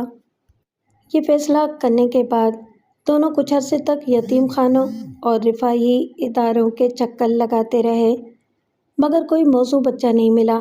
اس کے علاوہ ایک بات اور ان کو پریشان کرنے لگی تھی کہ نامعلوم بچے کا حسب نسب کیا ہو۔ اس بات کا احساس انور علی کو ایک کتاب پڑھ کر ہوا تھا۔ اس کتاب میں انسان کی موروثی عادات اور اطوار کا ذکر تھا۔ کتاب کے مطابق بعض موروثی عادتیں یا بیماریاں ایسی ہوتی ہیں جن سے پیچھا چھڑانا بہت مشکل ہوتا ہے۔ انور علی نے بیوی سے اس بات کا ذکر کرنے کے بعد کہا، یہ بات بڑی اہم ہے۔ بچے کا حسب نسب اچھا نہ ہوا تو وہ بڑھاپے میں ہمارے لیے مشکل کا باعث بن جائے گا۔ ہو سکتا ہے کہ جو بچہ ہم گود لیں وہ کسی قاتل یا ڈاکو کا ہو یا کسی کی ناجائز اولاد ہو۔ میں نے سنا ہے کہ رفاہی ادارے کے پاس جو شیرخوار بچے آتے ہیں وہ زیادہ تر ایسے ہی ہوتے ہیں۔ آصفہ نے کہا، میرا خیال ہے کہ ناجائز ہونے کی ذمہ داری بچے پر عائد نہیں کی جا سکتی، کیونکہ اس برائی میں اس کا ہاتھ نہیں ہوتا۔ ذمہ داری تو نہیں ہوتی، مگر اس برائی کے اثرات اس پر ہوتے ضرور ہیں۔ انور نے کہا، یہ برائی بھی موروثی ہی کہلائے گی۔ جس طرح بچے ذمہ دار نہ ہونے کے باوجود دیگر موروثی بیماریوں سے اور برائیوں سے متاثر ہوتے ہیں، اسی طرح اس برائی سے بھی ضرور متاثر ہوتے ہوں گے۔ اگر ہم اسی طرح سوچتے رہے تو پھر تو کوئی بچہ گود لینا مشکل ہو جائے گا۔ چند روز کے بعد انور علی نے اخبار میں ٹیسٹ ٹیوب بیبی کے بارے میں خبر پڑھی تو اس کے ذہن میں ایک نیا خیال آیا۔ اس نے بیوی سے کہا، ٹیسٹ ٹیوب بیبی کے بارے میں کیا خیال ہے؟ Test tube baby? آصفہ نے کہا، کیا یہ کام پاکستان میں بھی ہونے لگا ہے؟ ہاں، اس خبر میں تو یہی لکھا ہے۔ انور علی نے بیوی کو اخبار دکھایا۔ میرا خیال ہے کہ یہ سب سے بہتر صورت ہے۔ اس طرح کم از کم بچہ تو اپنا ہوگا۔ ہاں، یہ بات تو آپ کی ٹھیک ہے، لیکن اس کا طریقہ کار بہت پیچیدہ ہے۔ جہاں ہم نے اتنا عرصہ صبر کیا ہے، تھوڑا سا اور صحیح، میں کل ہی کسی ڈاکٹر سے بات کرتا ہوں۔ چند روز کے بعد وہ ڈاکٹر امتیاز سے ملا اور اپنا مسئلہ بیان کیا۔ ڈاکٹر امتیاز اس کی بات سن کر ہولے ہولے سر ہلانے لگا۔ تو گویا آپ ٹیسٹ ٹیوب بیبی کی بات کر رہے ہیں؟ ہمارے سامنے اور کوئی راستہ نہیں ہے، انور علی نے کہا۔ ہماری شادی کو تقریباً 9 سال ہو چکے ہیں۔ میری بیوی بانجھ ہے اور میں اس کا بہت علاج کرا چکا ہوں، مگر کوئی فائدہ نہیں ہوا۔ جیسے جیسے ہماری عمر گزر رہی ہے، ہمیں بچوں کی کمی کا احساس بری طرح ستانے لگا ہے۔ ہم نے کوئی لاوارث بچہ گود لینے کا فیصلہ بھی کیا تھا، مگر کوئی موزوں بچہ نہیں ملا۔ کل ہم نے ٹیسٹ ٹیوب بیبی کی خبر پڑھی تو اس سے ہمارے دل میں امید پیدا ہو گئی ہے۔ لاوارث بچے تو بہت مل جاتے ہیں۔ دراصل اس سلسلے میں حسب نسب کا مسئلہ پیدا ہو گیا تھا۔ ہمیں خیال آیا کہ اگر بچے کا حسب نسب ٹھیک نہ ہوا تو بڑا ہو کر وہ ہمارے لیے پریشانی کا باعث بھی بن جائے گا۔ آپ کو یہ بات یقیناً معلوم ہوگی کہ موروثی برائیاں آسانی سے پیچھا نہیں چھوڑتی۔ یہ مسئلہ تو ٹیسٹ ٹیوب بیبی کے ساتھ بھی ہو سکتا ہے۔ جی؟ انور علی نے حیرانی سے کہا۔ بچہ جس عورت کے پیٹ میں 9 مہینے پرورش پائے گا، اس کی خوبیاں یا خرابیاں بھی ضرور اپنائے گا۔ یہ معاملہ تو آپ کے ہاتھ میں ہے، انور علی نے تأمل کرتے ہوئے کہا۔ آپ اس مقصد کے لیے کسی نیک عورت کا انتخاب کریں۔ یہ بات سن کر ڈاکٹر نے کہا لگایا، بولا، نیک عورتیں اس کام کو گناہ کبیرہ سمجھتی ہیں۔ ویسے میں کوشش کروں گا کہ کوئی اچھی عورت تعاون کرنے پر تیار ہو جائے۔ آپ 15-20 روز کے بعد پتہ کریں۔ انور علی اٹھ کر جانے لگا تو ڈاکٹر نے کہا، ایک بات اور ہے، ہم آپ کو عورت کے بارے میں نہیں بتائیں گے اور عورت کو آپ کے بارے میں نہیں بتائیں گے۔ کیا اس بات کو راز رکھنا ضروری ہے؟ ہاں، بہت ضروری ہے، خصوصاً بچے کے لیے۔ بڑے ہو کر اسے یہ پتہ نہیں چلنا چاہیے کہ وہ جس عورت کو ماں سمجھتا ہے وہ حقیقت میں اس کی ماں نہیں ہے۔ ٹھیک ہے، یہ تو بڑی معقول بات ہے، اور اس کام میں پیسے بھی کافی خرچ ہوں گے، تقریباً 50,000 روپے سے لے کر 1,00,000 روپے تک۔ کوئی عورت مفت میں یہ بوجھ نہیں اٹھائے گی۔ انور علی نے کہا کہ وہ پیسے خرچ کر سکتا ہے۔ گھر پہنچ کر اس نے بیوی کو ساری بات بتائی۔ آسما نے بھی اس بات پر اطمینان کا اظہار کیا۔ ڈاکٹر امتیاز نے اپنی اسپتال کی نرسوں کے ذریعے اس سلسلے میں کوششیں شروع کر دیں۔ 2 ہفتے کے بعد اسپتال کی سینئر نرس ایک ادھیڑ عمر عورت کو ڈاکٹر کے پاس لائی اور بتایا کہ وہ عورت ٹیسٹ ٹیوب بیبی کے بارے میں بات کرنے آئی ہے۔ عورت کی عمر 50 سال سے زیادہ معلوم ہوتی تھی۔ ڈاکٹر نے اس کی عمر پر اعتراض کیا تو اس نے بتایا کہ کام اس کی بیٹی کرے گی۔ آپ کی بیٹی شادی شدہ ہے؟ ڈاکٹر نے پوچھا۔ شادی شدہ ہی سمجھیں، عورت نے جواب دیا۔ 4 سال پہلے اس کی شادی ہوئی تھی، لیکن کچھ عرصے کے بعد شوہر نے ایک معمولی سی بات پر اسے طلاق دے دی تھی۔ آپ نے اپنی بیٹی سے بات کر لی ہے؟ ابھی بات نہیں کی، لیکن امید ہے کہ وہ میری بات نہیں ٹالے گی، اور سچی بات یہ ہے کہ آج کل ہمیں پیسوں کی بہت سخت ضرورت ہے۔ آپ پہلے یہ بتائیں کہ اس کام کے پیسے کتنے ملیں گے؟ میں کوشش کر کے آپ کو 50,000 روپے تک دلوا دوں گا۔ آپ اپنی بیٹی سے مشورہ کر کے 1-2 روز میں مجھے جواب دے دیں۔ عورت دوبارہ آنے کا وعدہ کر کے رخصت ہو گئی۔ 3 روز کے بعد وہ دوبارہ ڈاکٹر امتیاز سے ملی اور کہا، ڈاکٹر صاحب، میری بیٹی نہیں مانتی۔ وہ کہتی ہے کہ اس طرح کرنا بہت سخت گناہ ہے۔ دراصل میری بیٹی بہت نیک ہے۔ شکریہ، ڈاکٹر نے کہا، ہمیں کوئی اور دروازہ کھٹکھٹانا پڑے گا۔ عورت بیٹھی رہی۔ کچھ دیر کے بعد اس نے پوچھا، جس شخص کو بچے کی ضرورت ہے، اس کی عمر کتنی ہے؟ میں نے اس کی عمر پوچھی تو نہیں، میرا خیال ہے کہ 35-36 سال کے لگ بھگ ہوگی۔ عمر کی کیا ضرورت پیش آ گئی؟ میرے ذہن میں ایک تجویز ہے، عورت نے تأمل کرتے ہوئے کہا، بشرطے کہ آپ پسند کریں۔ کیا تجویز ہے؟ یہ آدمی جائز طریقے سے بھی بچہ حاصل کر سکتا ہے۔ کیا مطلب؟ بچہ حاصل کرنے کا ایک ہی جائز طریقہ ہے۔ امید ہے کہ آپ میرا مطلب سمجھ گئے ہوں گے۔ مطلب تو میں بالکل سمجھ گیا ہوں، ڈاکٹر نے کہا۔ آپ شادی کی بات کر رہی ہیں، لیکن مسئلہ یہ ہے کہ بچہ صرف مرد کو نہیں، اس کی بیوی کو بھی چاہیے۔ شادی کے ذریعے بیوی کو بچہ نہیں ملے گا، بلکہ ہو سکتا ہے کہ وہ شوہر سے بھی ہاتھ دھو بیٹھے۔ وہ عارضی شادی بھی تو کر سکتا ہے۔ بچے کی پیدائش کے بعد وہ میری بیٹی کو طلاق دے دے اور بچہ لے جائے۔ تجویز تو معقول ہے، ڈاکٹر امتیاز نے کہا اور انور علی کو فون کر کے اس تجویز سے آگاہ کیا۔ انور علی نے بھی اس تجویز کو پسند کیا اور کہا کہ وہ اپنی بیوی سے بات کر کے جواب دے گا۔ آصفہ بیگم یہ تجویز سن کر تھوڑی سی پریشان ہو گئی، بولی ایسا نہ ہو کہ یہ عارضی شادی آپ کے گلے پڑ جائے۔ جو لڑکی شادی پر راضی ہوئی ہے اس کی شکل و صورت کیسی ہے؟ انور علی نے پیار بھری نظروں سے بیوی کی طرف دیکھتے ہوئے کہا، شکل و صورت کی فکر نہیں کرو، حسینہ عالم بھی تمہاری جگہ نہیں لے سکتی، ہم باقاعدہ تحریری معاہدہ کریں گے۔ آصفہ بیگم خاصے تردد کے بعد اس تجویز پر راضی ہو گئی۔ اس سلسلے میں میری چند شرطیں ہوں گی، اس نے کہا۔ پہلی اور اہم شرط یہ ہے کہ آپ ضرورت سے زیادہ ایک دن بھی اس عورت کے ساتھ نہیں رہیں گے۔ جیسی وہ امید سے ہوگی آپ اپنے گھر آ جائیں گے۔ منظور ہے یہ شرط؟ بالکل منظور ہے۔ اور کوئی شرط؟ دوسری شرط یہ ہے کہ آپ اس شادی کو خفیہ رکھیں گے، اور جب یہ عورت امید سے ہوگی اسی روز میں اپنے امید سے ہونے کا اعلان کر دوں گی۔ 3 مہینے کے بعد ہم تینوں یعنی میں، آپ اور یہ عورت کسی صحت افزا مقام پر منتقل ہو جائیں گے اور ڈیلیوری تک وہیں مقیم رہیں گے۔ بچے کی پیدائش کے بعد آپ اس عورت کے ہاتھ میں پروانہ راہداری تھمائیں گے اور ہم بچے سمیت کراچی آ جائیں گے، ٹھیک ہے؟ پروانہ راہداری یعنی طلاق نامہ؟ ظاہر ہے ایسا ہی ہوگا، انور علی نے کہا۔ ہمارا مقصد بچے کا حصول ہے، بچہ حاصل کرنے کے بعد ہمارا معاہدہ ختم ہو جائے گا۔ ایک بات اور سن لیں، آصفہ بیگم نے سنجیدگی سے کہا، زبانی کوئی بات نہیں ہوگی، معاہدہ تحریری ہوگا، بلکہ میرے ذہن میں ایک بات اور آ رہی ہے۔ وہ کیا؟ میٹرنیٹی ہوم میں اس عورت کا نام آصفہ بیگم زوجہ انور علی لکھایا جائے گا۔ اس کی کیا ضرورت ہے؟ ہمیں خیر متوقع خرابی کا راستہ بند کر دینا چاہیے۔ ایسا نہ ہو کہ 10-15 سال کے بعد یہ عورت بچے کے سلسلے میں ہم پر کوئی دعوت دائر کرتے۔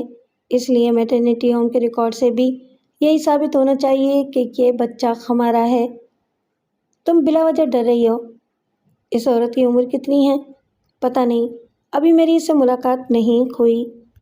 آصفہ بیگم بچے کی خاطر شوہر کو دوسری شادی کی اجازت بھی دے رہی تھی اور ڈر بھی رہی تھی۔ دونوں کافی دیر تک اس موضوع پر گفتگو کرتے رہے۔ آصفہ خدشات کا اظہار کرتی رہی اور انور علی اسے اپنی محبت کا یقین دلاتا رہا۔ دوسرے دن انور علی نے ڈاکٹر امتیاز کے سامنے اپنی شرطیں پیش کر دیں۔ ڈاکٹر نے مذکورہ عورت کو بلا کر شرطیں بتائیں۔ عورت نے ان شرطوں میں معاوضے کی شرط بھی شامل کروائی اور یوں معاملہ طے پا گیا۔ چند روز کے بعد ایک وکیل کی مدد سے اسٹیمپ پیپر پر معاہدہ لکھوایا گیا اور پہلی بار متعلقہ فریق آمنے سامنے ہوئے۔ اس ملاقات کا اہتمام ڈاکٹر نے اپنے بنگلے پر کیا تھا۔ انور علی نے اپنی ہونے والی بیوی کو دیکھا تو دیکھتا ہی رہ گیا۔ وہ اس کے اندازے سے بڑھ کر حسین اور پرکشش تھی۔ ڈاکٹر امتیاز نے تعارف کراتے ہوئے کہا، مسٹر انور، یہ آپ کی ہونے والی بیوی نازش ہیں اور یہ اس کی والدہ قمر النساء ہیں۔ انور نے قدرے جھک کر دونوں کو سلام کیا۔ اور یہ مسٹر انور علی ہیں، ڈاکٹر نے تعارف مکمل کراتے ہوئے کہا۔ انور علی کھاتے پیتے کاروباری آدمی ہیں، ان کی زندگی میں بچوں کے سوا کسی چیز کی کمی نہیں ہے۔ اللہ نے چاہا تو اب یہ کمی بھی نہیں رہے گی، قمر النساء نے کہا۔ انور میاں، یہ جو لکھت پڑھت تم نے کی ہے ہمیں اس پر کوئی اعتراض تو نہیں ہے، مگر اس کی کوئی ضرورت نہیں تھی۔ دراصل یہ لکھت پڑھت میں نے اپنی بیوی کے اصرار پر کی ہے۔ آپ کو تو پتہ ہی ہوگا کہ بیویاں اس قسم کے معاملات میں کتنی حساس ہوتی ہیں۔ نازش بہت مذہبی لڑکی ہے۔ قمر النساء نے پیار بھری نظروں سے اپنی بیٹی کی طرف دیکھا۔ جب میں نے ٹیسٹ ٹیوب بیبی والی تجویز اس کے سامنے رکھی تو یقین کریں کہ یہ بیچاری مارے شرم کے سرخ ہو گئی۔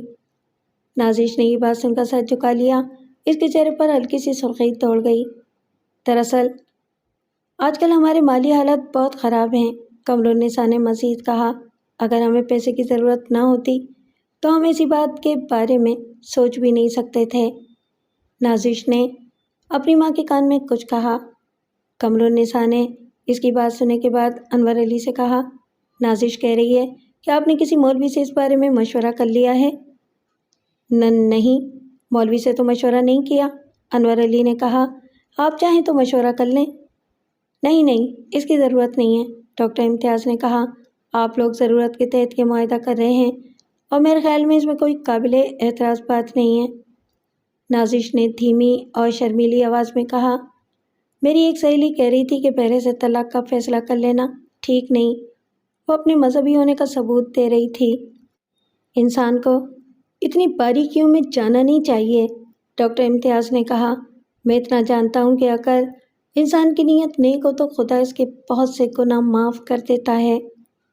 اس دوران ملازم چائے لے آیا اور چائے کے دوران معاہدے پر دستخط ہو گئے۔ ڈاکٹر امتیاز اور قمر النساء نے گواہ کی حیثیت سے دستخط کر دیے۔ آصفہ بیگم نے معاہدے پر اطمینان کا اظہار کیا اور اسٹیمپ پیپر سنبھال کر رکھ لیا۔ 15 روز کے بعد ایک سادہ سی تقریب میں انور علی اور نازش کا نکاح ہو گیا۔ نکاح سے پہلے انور علی نے گلشن میں ایک مکان کرائے پر لے لیا تھا اور اس میں ضرورت کا فرنیچر وغیرہ بھی ڈلوا لیا تھا۔ مہمانوں سے فارغ ہو کر جب وہ حجرہ عروسی میں پہنچا تو دیکھا کہ نازش پھولوں کی سیج پر بیٹھی رو رہی تھی۔ انور علی اس کے قریب بیٹھ گیا اور پیار سے گھونگھٹ اٹھانے کی کوشش کی۔ نازش سمٹ کر ایک طرف ہو گئی۔ آج تو خوشی کا دن ہے، انور نے کہا، تم رو کیوں رہی ہو؟ نازش کچھ نہیں بولی، وہ بس ہولے ہولے روئے جا رہی تھی۔ جب انور نے بہت اصرار کیا تو اس نے لب کشائی کرتے ہوئے کہا، مجبور عورت رونے کے علاوہ اور کر بھی کیا سکتی ہے؟ کیسی مجبوری؟ میرا خیال ہے کہ سب کچھ تمہاری رضامندی سے ہوا ہے۔ مجبور انسان کو بہت سی باتوں پر راضی ہونا پڑتا ہے۔ آپ کو اولاد کی ضرورت تھی اور میری ماں کو پیسوں کی۔ میں سوچ رہی ہوں کہ مجھے کس چیز کی ضرورت نے یہاں تک پہنچایا ہے۔ یہ ایسی باتیں سوچنے کا وقت نہیں ہے۔ نازش نے آنسوؤں اور ہچکیوں کے درمیان کہا، جب میرا سودا ہو رہا تھا تو ماں کہتی تھی کہ یہ ایسی باتیں سوچنے کا وقت نہیں ہے۔ اب میرا خریدار کہہ رہا ہے کہ یہ ایسی باتوں کے سوچنے کا وقت نہیں ہے۔ میری جیسی عورتیں کبھی اپنے لیے نہیں سوچ سکتیں۔ آپ نے مجھے خرید لیا ہے۔ میرے رونے دھونے کی پرواہ نہ کریں۔ ذبح ہونے والے جانور چھری کے نیچے تڑپا ہی کرتا ہے۔ نازش کی باتیں انور علی کے رومانٹک جذبات پر نشتر چلا رہی تھیں۔ اسے معلوم نہیں تھا کہ وہ ڈرامہ سازش کے تحت کیا جا رہا تھا۔ اس نے جذباتی لہجے میں کہا، دیکھو نازش، ایسی باتیں نہیں کرو۔ میں تم سے محبت کرنے لگا ہوں اور تم ہو بھی محبت کے لائق۔ اس نے نازش کا حنائی ہاتھ تھام لیا۔ کاش یہ سچ ہوتا، نازش نے کہا۔ یہ بالکل سچ ہے چندا۔ سچ وہ ہے جو اسٹیمپ پیپر پر لکھا ہوا ہے۔ نازش نے اپنا ہاتھ چھڑانے کی کوشش کی۔ میں عورت نہیں، ٹیسٹ ٹیوب ہوں۔ میری قسمت میں یہی لکھا ہے کہ میں دوسروں کی خواہشات پوری کرتی رہوں اور اپنے جذبات کو کچلتی رہوں۔ عورت ازل سے بکتی چلی آئی ہے۔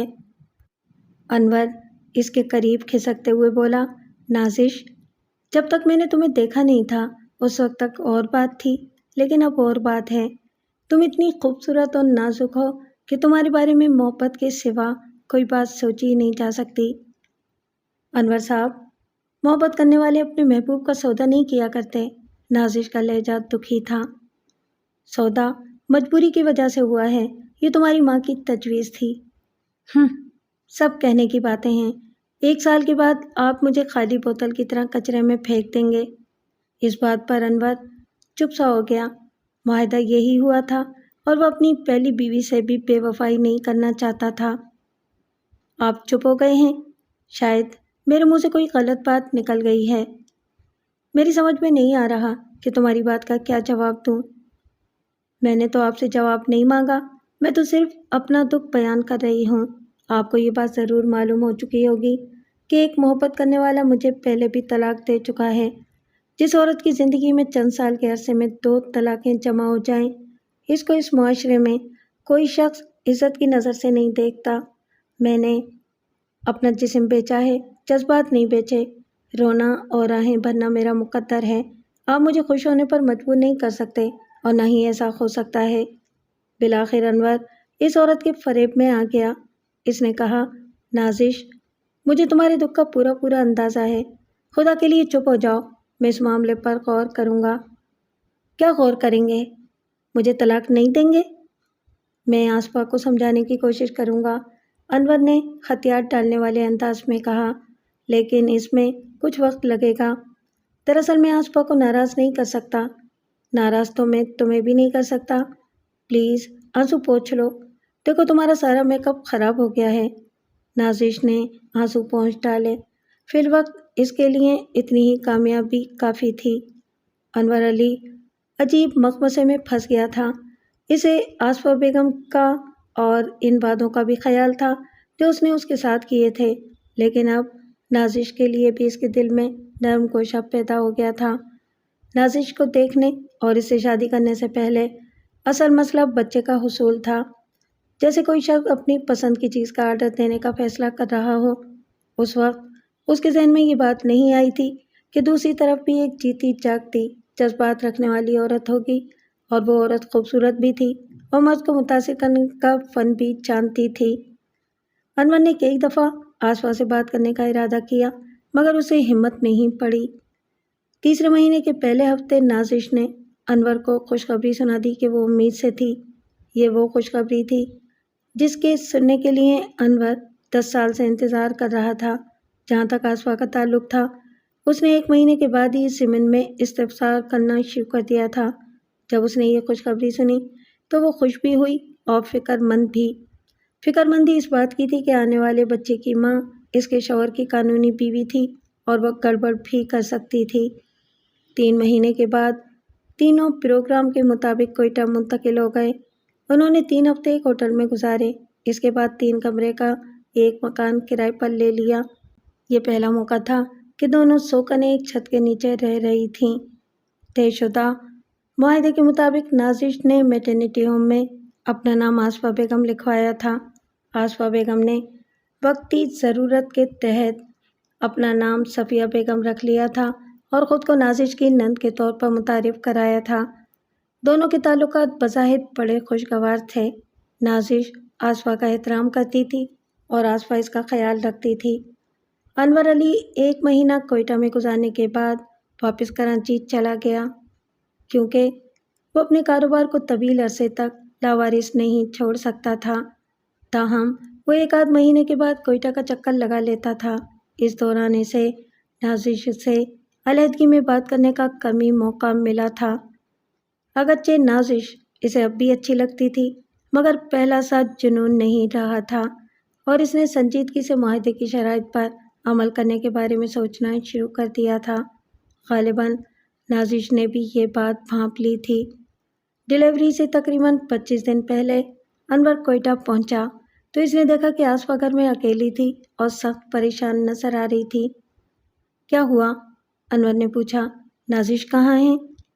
نازش وہ بھاگ گئی ہے، آصفہ نے دلگیر لہجے میں کہا۔ اس کی آنکھوں میں آنسو چھلک آئے۔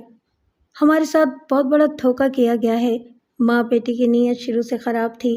اب میں کراچی پہنچ کر اپنے لوگوں کو کیا منہ دکھاؤں گی؟ وہ سب میرے گود میں بچہ دیکھنے کا انتظار کر رہے ہوں گے۔ یہ کب کی بات ہے؟ انور نے پوچھا۔ کیا نازش اکیلی چلی گئی ہے؟ وہ اپنی ماں کے ساتھ گئی ہے۔ اس کی ماں کے ساتھ ایک آوارہ سا نوجوان بھی تھا۔ دونوں کل یہاں پہنچے تھے۔ آج صبح تینوں میٹرنیٹی ہوم جانے کے بہانے گھر سے نکلے اور پھر واپس نہیں لوٹے۔ یہ تو بہت برا ہوا۔ آپ ان تینوں کے خلاف کیس درج کرائیں، آصفہ نے غصے سے کہا۔ انہوں نے معاہدے کی خلاف ورزی کی ہے۔ کیس؟ انور نے قدرے حیرانی سے کہا۔ پھر اس نے بیوی کے غصے اور جذبات کا خیال کرتے ہوئے کہا، ہاں، کچھ نہ کچھ تو کرنا ہی پڑے گا، لیکن ایسا قدم اٹھانے سے پہلے وکیل سے مشورہ کر لینا بہتر ہوگا۔ اب تم واپسی کی تیاری شروع کر دو۔ میں اس طرح واپس نہیں جاؤں گی، آصفہ نے ضد کی۔ آپ اس عورت کو گرفتار کروا کے واپس لائیں، یہ میری عزت کا سوال ہے۔ آصفہ بیگم کا غصہ ابھی تازہ تھا۔ وہ اتنی جلدی حقیقت سے سمجھوتہ نہیں کر سکتی تھی، لہٰذا انور نے اسے دلیل سے قائل کرنے کی کوشش نہیں کی اور وعدہ کیا کہ وہ نازش کو تلاش کر کے اسے سمجھانے کی کوشش کرے گا، اور اگر وہ راضی نہ ہوئی تو پھر قانونی کارروائی کے بارے میں سوچے گا۔ معاہدے کے تحت اس نے جو معاوضہ طے کیا تھا اس میں سے نصف ادا کر چکا تھا اور نصف کام کی تکمیل کے بعد واجب الادا تھا۔ انور ایک دن کوئٹہ میں قیام کرنے کے بعد واپس کراچی چلا گیا اور 15 دن کے اندر وہ تمام جگہیں دیکھ ڈالیں جہاں نازش کی موجودگی کا امکان ہو سکتا تھا، مگر اس کا کوئی سراغ نہیں ملا۔ اس عرصے میں آصفہ بیگم کا غصہ کافی حد تک کم ہو چکا تھا، بس انور علی اسے واپس کراچی لے آیا۔ دونوں کو عزیزوں اور رشتہ داروں کے سامنے جو وضاحتیں کرنا پڑیں اور جو شرمندگی اٹھانا پڑی وہ ایک الگ کہانی ہے۔ 2-2.5 مہینے کی تلاش کے بعد انور علی نازش کے بارے میں تقریباً مایوس ہو چکا تھا، لیکن ایک دن اچانک نازش کا فون آ گیا۔ انور کے استفسار پر اس نے بتایا کہ وہ گھر سے فون کر رہی تھی۔ اس وقت شام کے 4:30 بج رہے تھے۔ انور سارے کام چھوڑ کر فوراً گلشن والے مکان پر پہنچ گیا۔ اسے نازش سے زیادہ اپنے بچے کو دیکھنے کی خواہش تھی۔ ڈرائنگ روم میں نازش کی ماں کے علاوہ 2 افراد اور بھی تھے۔ ایک بکھرے بالوں والا لاؤبالی سا نوجوان تھا۔ وہ پیر پھیلائے صوفے پر نیم تراز سگریٹ پی رہا تھا۔ اس کی شو پڑی ہوئی اور چہرے پر سرکشی پائی جاتی تھی۔ اس نے موٹے کپڑے کی جیکٹ اور میلی سی جینس پہن رکھی تھی۔ انور علی کی آمد پر اس نے کسی رد عمل کا اظہار نہیں کیا اور اپنے خیالوں میں گم سگریٹ کے کش لگاتا رہا۔ دوسرا ایک سیاہ ریش شخص تھا۔ وہ سفید شلوار قمیض میں ملبوس تھا۔ اس کے کندھے پر خانے دار سبز پٹکا تھا اور سر پہ 2 پلی ٹوپی۔ وہ بڑے سلیقے سے باادب ہو کر بیٹھا ہوا تھا۔ آؤ انور بیٹے، قمرالنساء نے اٹھ کر انور کا استقبال کیا۔ ان سے ملو، یہ مولوی ابوالکلام ہیں اور یہ میرا بیٹا مقصود ہے، نازش سے چھوٹا ہے۔ مولوی عبدالکلام نے کھڑے ہو کر انور سے ہاتھ ملایا۔ مقصود خیالوں میں گم اپنی جگہ پر بیٹھا ہوا تھا۔ قمرالنساء نے اس سے مخاطب ہو کر کہا، مقصود، یہ تمہارے دولہا بھائی ہیں، ان کو سلام کرو۔ مقصود سلو موشن میں صوفے سے اٹھا، سگریٹ ہونٹوں میں دبایا اور اپنا میلا سا ہاتھ مسافے کے لیے بڑھا دیا۔ انور کو وہ نوجوان پسند نہیں آیا۔ اس نے اس سے ہاتھ ملایا اور قمرالنساء سے نازش کے بارے میں پوچھا۔ وہ اندر تمہارا انتظار کر رہی ہے۔ انور علی جلدی سے اندر چلا گیا۔ نازش کمرے میں ٹہل رہی تھی۔ اس نے ایک خوبصورت اور گول مٹول سی بچی انور کی گود میں ڈال دی اور افسردہ لہجے میں بولی، یہ رہی آپ کی امانت۔ انور علی نے غوں غوں کرتی بچی کو گود میں لیا تو سب کچھ بھول گیا۔ اسے ناقابل بیان ٹھنڈک اور سکون کا احساس ہوا تھا۔ وہ کئی لمحوں تک اس ننھی سی جان کو گھورتا رہا۔ بچی اپنے ننھے منھے ہاتھوں سے اس کی ناک پکڑنے کی کوشش کرنے لگی۔ انور آہستہ آہستہ بستر پر بیٹھ گیا اور بچی کو سینے سے لپٹا لیا۔ وہ اس کی اپنی بیٹی تھی، اس کی آنکھوں کی ٹھنڈک۔ نازش، تم کہاں چلی گئی تھیں؟ اس نے کچھ دیر بعد پوچھا۔ شیخو پورہ، نازش نے مختصر جواب دیا۔ لیکن کیوں؟ اس معصوم کی جان خطرے میں تھی۔ نازش نے چالاکی سے کہا، اگر میں کوئٹہ میں رہتی تو شاید یہ بچی اس وقت آپ کی گود میں نہ ہوتی۔ کیا کہہ رہی ہو؟ کس سے اس کی جان کو خطرہ تھا؟ یہ بات نہ ہی پوچھیں۔ مرد سوکن کے جلاپے کا اندازہ نہیں لگا سکتے۔ آپ نے باجی آصفہ کو میرے ساتھ کوئٹہ بھیج کر اچھا نہیں کیا تھا۔ کیا تم یہ کہنا چاہتی ہو کہ اس معصوم بچی کو آصفہ سے خطرہ تھا؟ میں باجی آصفہ پر الزام نہیں لگاؤں گی۔ نازش الزام بھی لگا رہی تھی اور خود کو بری بھی قرار دے رہی تھی۔ کوئی عورت اپنی سوکن کی بچی کو اپنی بچی نہیں سمجھ سکتی، نہ ہی اس کو ماں کا پیار دے سکتی ہے۔ یہ سب کچھ بہت رازداری سے ہونا چاہیے تھا۔ باجی کو یہ پتہ نہیں چلنا چاہیے تھا کہ جس بچی کو وہ گود لے رہی ہیں اسے کس عورت نے جنم دیا ہے۔ دلیل بڑی معقول تھی۔ انور لاجواب سا ہو گیا۔ اب تمہارا کیا ارادہ ہے؟ اس نے پوچھا۔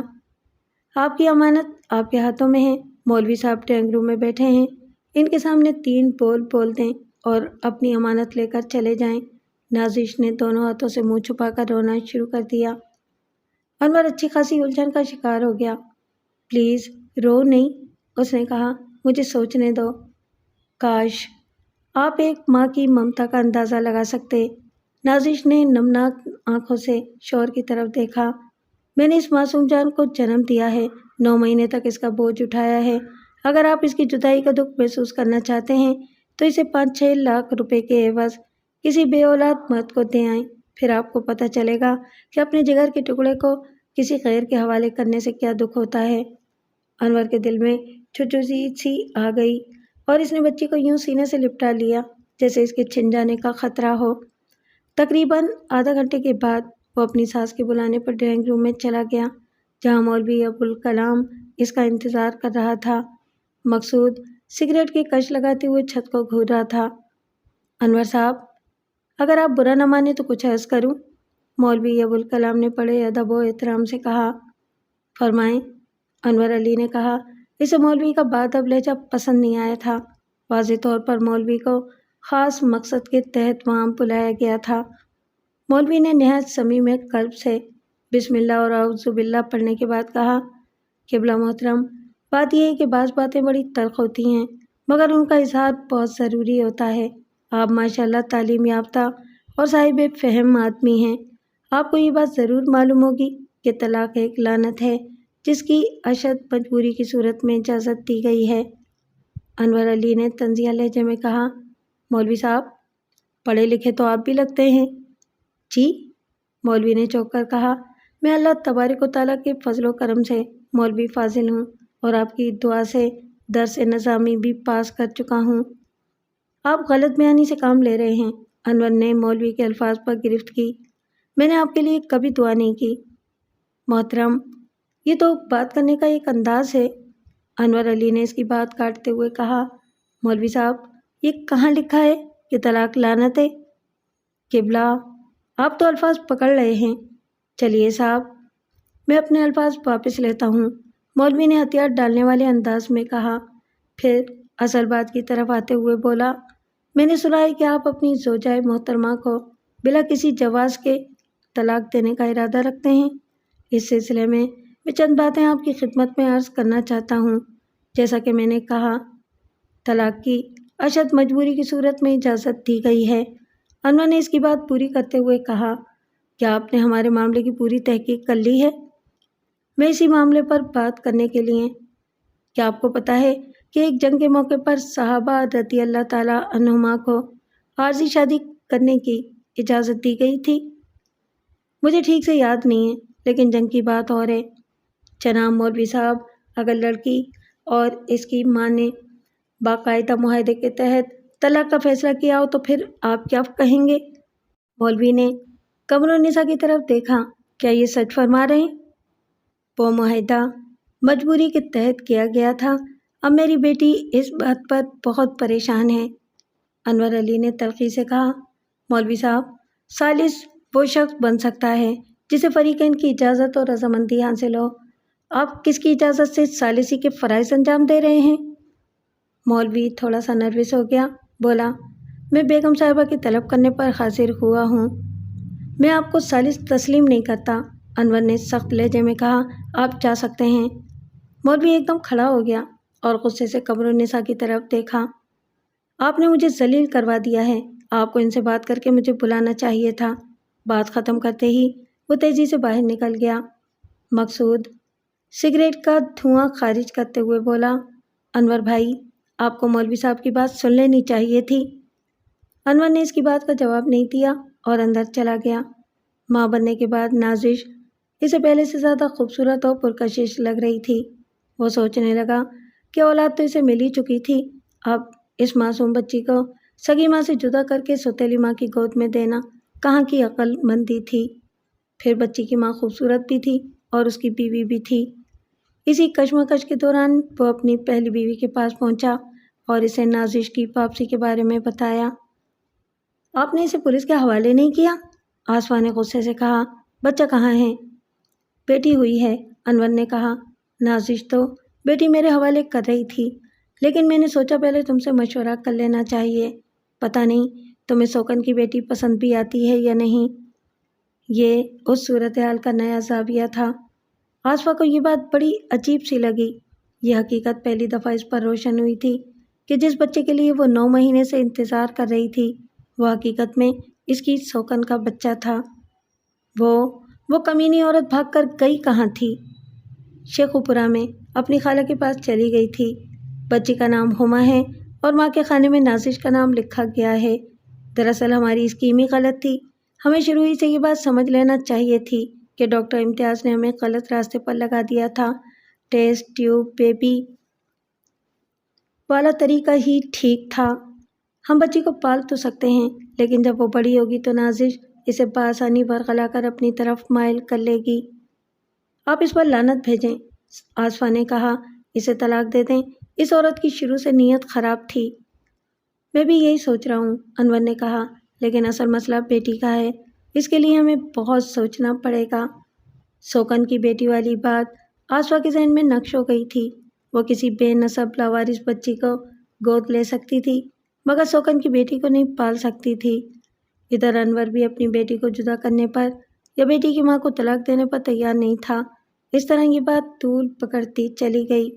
انور علی نے ایک ہفتہ نازش کے گھر اور ایک ہفتہ آصفہ کے گھر گزارنا شروع کر دیا۔ اب نازش کے چھوٹے بھائی اور اس کی ماں نے بھی اسی گھر میں ڈیرہ جما لیا تھا۔ یہ وہ حالات و واقعات تھے جو مجھے انور علی اور دیگر افراد کی زبانی معلوم ہوئے تھے۔ انور علی میرے بعض سوالات کے جوابات دینے سے گریز کر رہا تھا۔ ان میں ایک دو سوالات بڑے اہم تھے۔ غالباً وہ یہ محسوس کرتا تھا کہ ان سوالات کے جواب دینے سے اس کی بیوی اور سالے کو نقصان پہنچ سکتا تھا۔ حالانکہ اس کے سالے مقصود کے بارے میں مجھے معلوم ہوا تھا کہ وہ کچھ عرصہ پہلے جیل سے رہا ہوا تھا اور نشہ بھی کرتا تھا۔ سب سے اہم معاملہ کار کی چابیوں کا تھا۔ شروع میں انور نے پورے یقین کے ساتھ یہ بات کہی تھی کہ وہ وقوع والے روز گاڑی لاک کر کے چابیاں ساتھ لے گیا تھا، لیکن بعد میں وہ اس شک کا اظہار کرنے لگا کہ شاید وہ چابیاں گاڑی میں بھول گیا تھا۔ یہ خیال اسے اس وقت آیا جب میں نے مقصود کے بارے میں سوالات کرنا شروع کر دیے۔ اس روز میں درخواست ضمانت تیار کرا کے لایا تھا۔ عدالت کی کارروائی شروع ہوئی تو میں نے عدالت سے درخواست کی کہ میں تفتیشی افسر سے چند سوالات کرنا چاہتا ہوں۔ عدالت نے اس امر کی اجازت دے دی۔ میں نے تفتیشی افسر سے مخاطب ہو کر کہا، میڈیکل رپورٹ کے مطابق مقتولہ کو رات کے 12 اور 1 بجے کے درمیان قتل کیا گیا تھا۔ FIR کے مطابق لاش مقفل بنگلے میں تھی اور 11:05 پر پولیس کی موجودگی میں برآمد کی گئی تھی۔ میں نے غلط تو نہیں کہا؟ جی نہیں، تفتیشی افسر نے جواب دیا، یہ سب کچھ ریکارڈ میں موجود ہے۔ میں نے پوچھا، کیا یہ سچ ہے کہ آپ ملزم کو اس کے دفتر سے بلا کر لائے تھے اور اپنی موجودگی میں تالا کھلوایا تھا؟ جی ہاں، ایسا ہی ہوا تھا، اس نے جواب دیا۔ تاہم اس کے چہرے پر تھوڑی سی الجھن نمودار ہو گئی تھی۔ شاید وہ میرے سوال کا مقصد سمجھ گیا تھا۔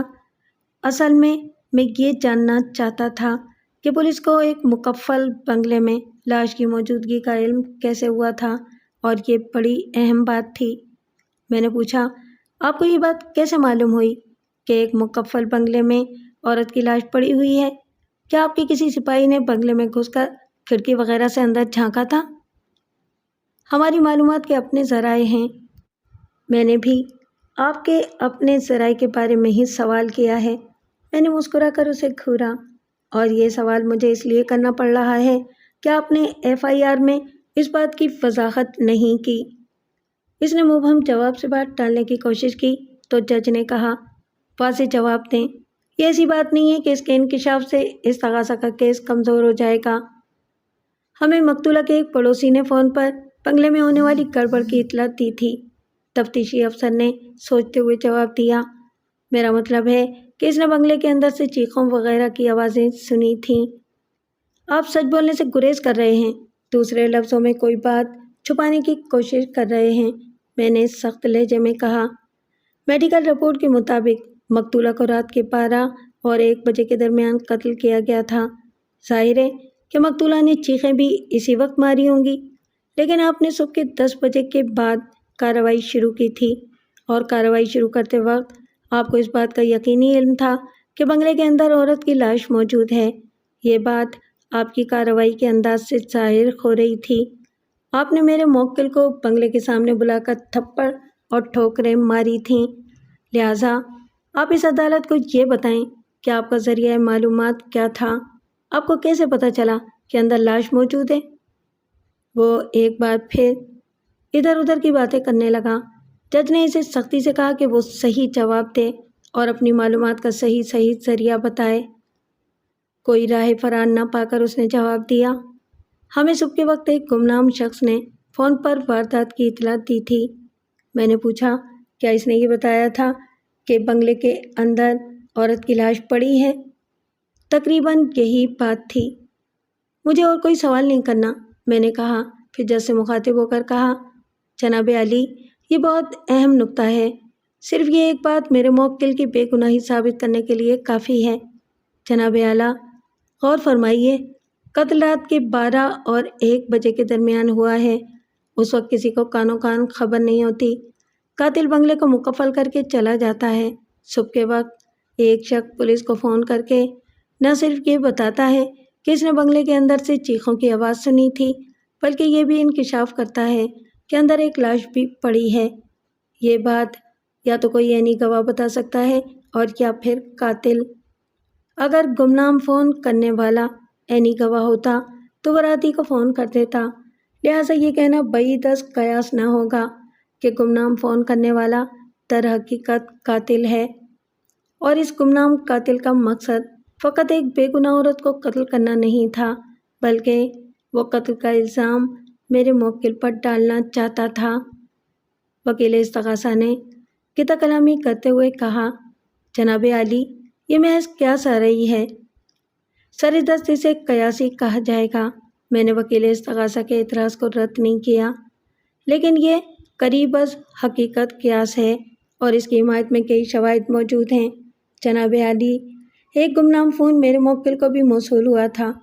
जज ने फ़ाइल के सफ़ात पलटते हुए कहा, मेरा ख़्याल है कि इस बात का जवाब इस दावा में ज़िक्र नहीं है। आपका ख्याल बिल्कुल दुरुस्त है जनाब अली। ये अहम बात गुज़िश्ता वकील ज़िक्र करना भूल गए थे।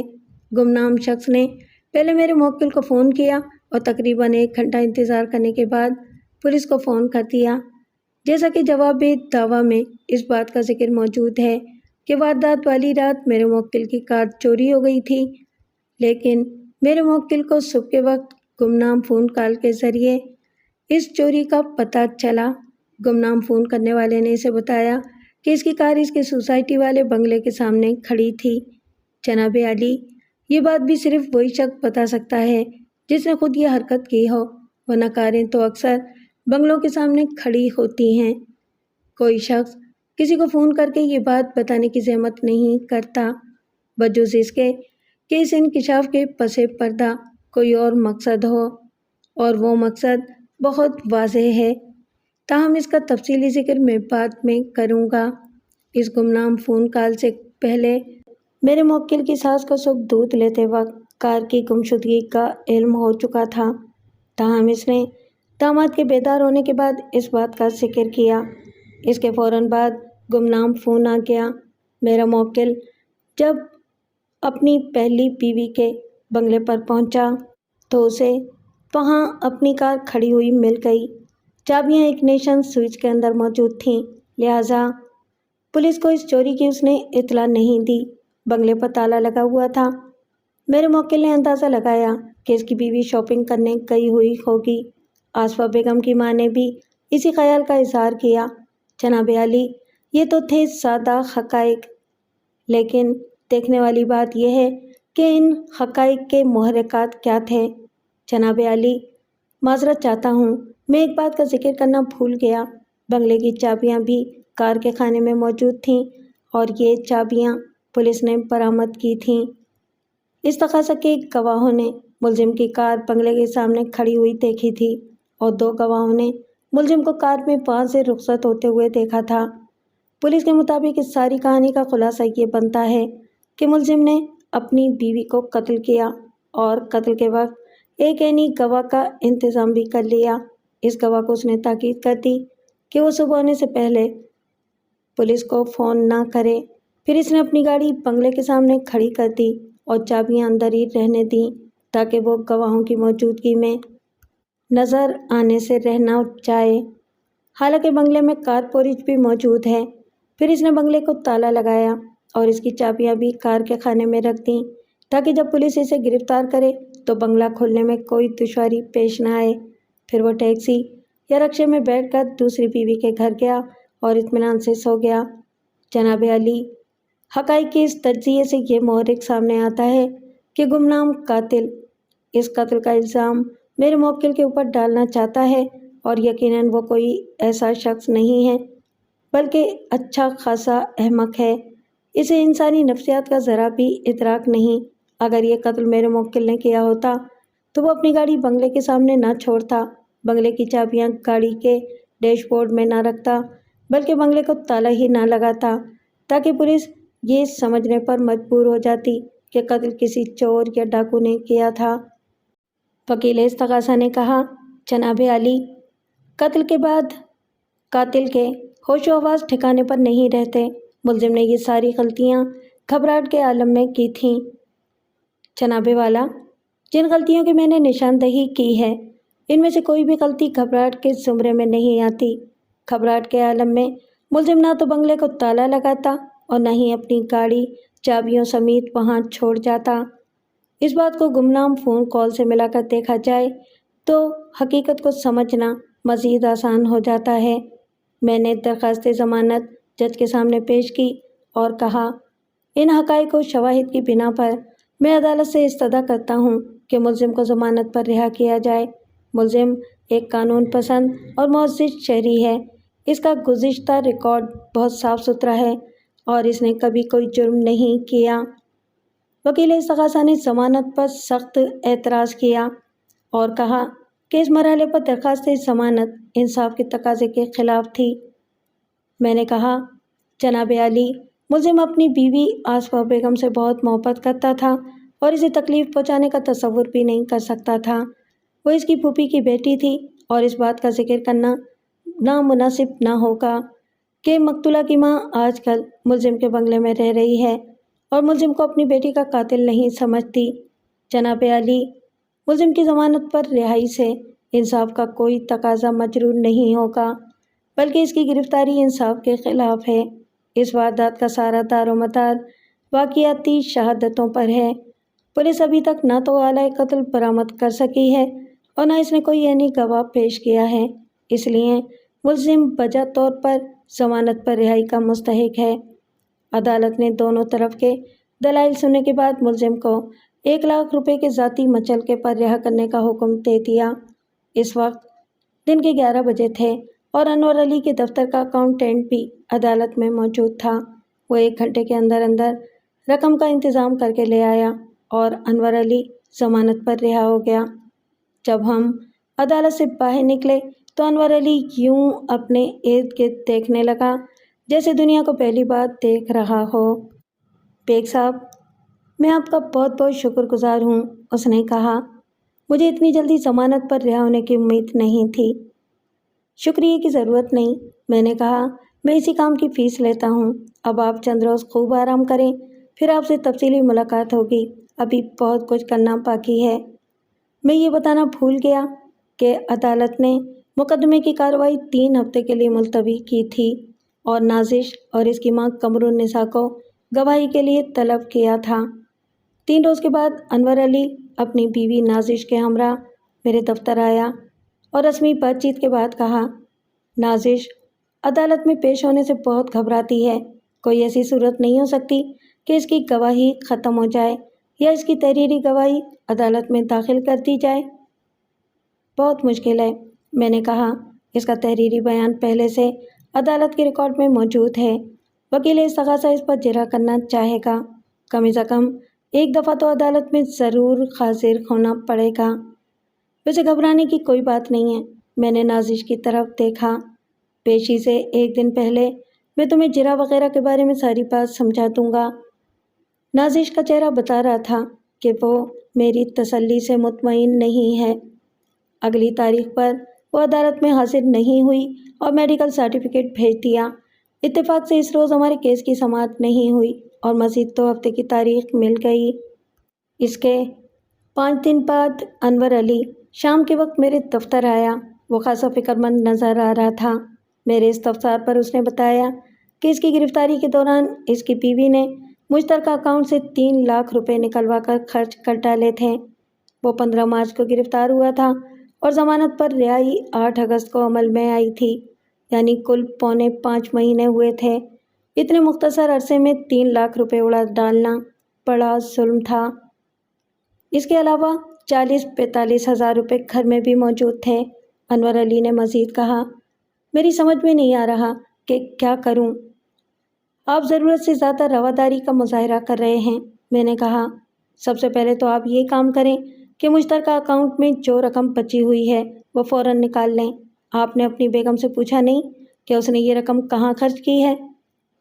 اس نے خود تو نہیں بتایا، لیکن مجھے کچھ اندازہ ہو گیا ہے۔ میں نے محض اتفاقاً ان کی کچھ گفتگو سن لی تھی۔ میرا خیال ہے کہ یہ رقم اس نے اپنے چھوٹے بھائی کو دے دی تھی۔ اس کے علاوہ مقصود نے گاڑی کا ایکسیڈنٹ بھی کر دیا تھا۔ غلطی اس کی اپنی تھی، اس لیے دوسری گاڑی کے مالک اور پولیس کو پیسے دے کر جان چھڑائی۔ میں نے سنا ہے کہ آپ کا سالہ نشہ کرتا ہے۔ یہ اس کا ذاتی فعل ہے، انور علی نے مدافعانہ انداز میں کہا۔ میں نے کسی کے ذاتی معاملات میں کبھی دخل نہیں دیا۔ میں نے یہ بھی سنا ہے کہ اسے سزا ہو گئی تھی اور وہ کچھ عرصہ پہلے جیل سے رہا ہوا ہے۔ اس بات کو چھوڑیں، اس کا ہمارے معاملے سے کوئی تعلق نہیں ہے۔ وہ اپنے سالے کے خلاف بات کرنے سے گھبرا رہا تھا۔ دنیا میں بہت کچھ ہوتا رہتا ہے۔ وجہ فرماتے ہیں آپ؟ میں نے برہمی سے کہا۔ مجھے اس کے حد سے بڑے ہوئے خوف سے پریشانی ہونے لگی تھی۔ دنیا میں بعض لوگ دوسروں کے گناہوں کی پاداش میں پھانسی پر چڑھ جاتے ہیں، اور میں معذرت کے ساتھ کہوں گا کہ آپ بھی اسی لائن پر چل رہے ہیں۔ اگر آپ گناہ گاروں کا دفاع کرتے ہوئے سزائے موت پا گئے تو مجھے کوئی تعجب نہیں ہوگا۔ بیگ صاحب، آپ کو تو میری حوصلہ افزائی کرنی چاہیے، مجھے تسلی دینی چاہیے۔ اگر آپ بھی ایسی باتیں کرنے لگے تو… انور صاحب، آپ کے ساتھ مسئلہ کیا ہے؟ میں نے سختی سے پوچھا۔ آپ کس بات سے خوف زدہ ہیں، یا کوئی اور بات ہے؟ دیکھیے، بات یہ ہے کہ اب نازش اور ہما کے سوا میرا کوئی نہیں ہے۔ میں نہیں چاہتا کہ نازش مجھے چھوڑ کر چلی جائے۔ دراصل میں اس سے بہت محبت کرتا ہوں۔ انور صاحب، میرا خیال ہے کہ نازش آپ کی اس کمزوری سے فائدہ اٹھا رہی ہے۔ تاہم میں آپ کو یقین دلاتا ہوں کہ وہ آپ کو چھوڑنے کا خطرہ مول نہیں لے سکتی، کیونکہ اس کے پیچھے کوئی نہیں ہے، نہ ہی اس کی اپنی کوئی مالی حیثیت ہے۔ تاہم آپ اس سے ضرور چھوٹ جائیں گے۔ اگر آپ اسی طرح پردہ پوشی کرتے رہے تو آپ کو ضرور سزا ہو جائے گی۔ پھر آپ ہی بتائیں کہ میں کیا کروں؟ آپ صرف اتنا کریں کہ مجھ سے کوئی بات چھپائیں نہیں اور مجھ پر اعتماد کریں۔ میں کوئی ایسا فیصلہ نہیں کروں گا جس سے آپ کو نقصان پہنچے۔ اس نے سر جھکا لیا اور کچھ دیر تک سوچوں میں گم رہا۔ اس کا چہرہ بتا رہا تھا کہ اس کے ذہن میں کشمکش ہو رہی تھی۔ ایک طویل توقف کے بعد اس نے سر اٹھایا اور ان باتوں کا ذکر کرنا شروع کر دیا جن کو وہ اب تک مجھ سے چھپا رہا تھا۔ اس نے بتایا کہ مقصود کو اقدام قتل کے جرم میں 5 سال کی سزائے قید ہوئی تھی۔ یہ قاتلانہ حملہ اس نے نازش کے پہلے شوہر رضوان احمد پر کیا تھا۔ اس حرکت کے پیچھے ایک لمبی کہانی تھی۔ مقصود اپنے ماں باپ کا اکلوتا بیٹا تھا اور ماں کے بھیجا لاڈ پیار کی وجہ سے آوارہ ہو گیا تھا۔ وہ نشہ کرتا تھا، جوا کھیلتا تھا اور اوباشوں کے ساتھ اٹھتا بیٹھتا تھا، لیکن ماں کو اس کی بربادی نظر نہیں آتی تھی۔ وہ ہمیشہ یہ کہہ کر اس کی برائیوں کا دفاع کرتی، ابھی بچہ ہے، بڑا ہو کر خود ہی ٹھیک ہو جائے گا۔ اس معاملے میں نازش بھی پیچھے نہیں تھی۔ وہ ہر وقت مقصود کو چھوٹا بھائی کہہ کر سر پر چڑھائے رکھتی تھی۔ مقصود کے باپ کا نام خورشید علی تھا۔ وہ بقیت خیاط تھا اور کراچی میں رہتا تھا۔ مقصود کی وجہ سے اس کا اپنی بیوی سے اختلاف رہتا تھا۔ قمرالنساء گھر میں تنگی کے باوجود بیٹے کے ناجائز مطالبات پورے کرتی رہتی تھی۔ خورشید علی اسے اس بات سے منع کرتا تھا، مگر وہ اس کی بات پر کان نہیں دھرتی تھی اور یہ کہتے ہوئے مقصود کا کوئی مطالبہ نہیں ٹالتی تھی کہ اس کا ایک ہی تو بیٹا ہے۔ پیسوں کی فراوانی کی وجہ سے مقصود نے پہلے تو سگریٹ شروع کیا اور پھر نشہ کرنا شروع کر دیا۔ اس نے تعلیم ادھوری چھوڑ دی اور آوارہ گردی کرنے کو اپنا وتیرہ بنا لیا۔ اگر اسے نشے کے لیے پیسے نہ ملتے تو وہ آنکھیں دکھانے لگتا۔ اس وجہ سے اس کے ماں باپ کے اختلافات شدت اختیار کر گئے اور ایک دن اس کا باپ گھر چھوڑ کر چلا گیا۔ مکان چونکہ کرائے کا تھا اور قمرالنساء کی کوئی آمدنی نہیں تھی، اس لیے وہ گھر کا سامان اونے پونے بیچ کر نازش کے گھر میں منتقل ہو گئے۔ مقصود بھی وہیں پہنچ گیا۔ نازش کا شوہر رضوان احمد شریف آدمی تھا۔ وہ کچھ روز تک تو ان کی حرکتیں برداشت کرتا رہا، لیکن جب اس کو یہ پتہ چلا کہ مقصود کو نازش نشے کے لیے پیسے دیتی تھی تو اسے بہت غصہ آیا اور اس نے کچھ سختی کرنے کی کوشش کی، اور یہ سختی مناسب بھی تھی۔ وہ نہ صرف اس کی محنت کی کمائی نشے میں اڑا رہا تھا بلکہ اپنی زندگی بھی برباد کر رہا تھا۔ اس سختی کی وجہ سے نازش نے مقصود کو چوری چھپے پیسے دینے شروع کر دیے۔ اگر وہ پیسے نہ دیتی تو مقصود اسے آنکھیں دکھاتا گالیاں دینا شروع کر دیتا۔ اس نے گھر کی بھی کئی چیزیں فروخت کر دی تھیں۔ ایک شام رضوان احمد دفتر سے گھر آیا تو اس نے دیکھا کہ مقصود نازش سے پیسے مانگ رہا تھا، لیکن نازش کے پاس مطلوبہ رقم نہیں تھی۔ اس پر مقصود نے انتہائی گھٹیا قسم کی بازاری زبان میں بہن کو برا بھلا کہنا شروع کر دیا اور کہا کہ وہ اسے اپنا کوئی زیور دے تاکہ وہ اسے بیچ کر اپنا کام چلا سکے۔ یہ دیکھ کر رضوان کو سخت غصہ آیا۔ اس نے مقصود کے منہ پر ایک تھپڑ مارا اور فوراً گھر سے نکل جانے کا حکم دیا۔ مقصود کا اس وقت نشہ ٹوٹا ہوا تھا۔ تھپڑ کھا کر اس پر جنون سوار ہو گیا۔ وہ کچن سے چھری اٹھا لایا اور بہنوئی پر قاتلانہ حملہ کر دیا۔ رضوان احمد 2 مہینے تک اسپتال میں علاج کراتا رہا۔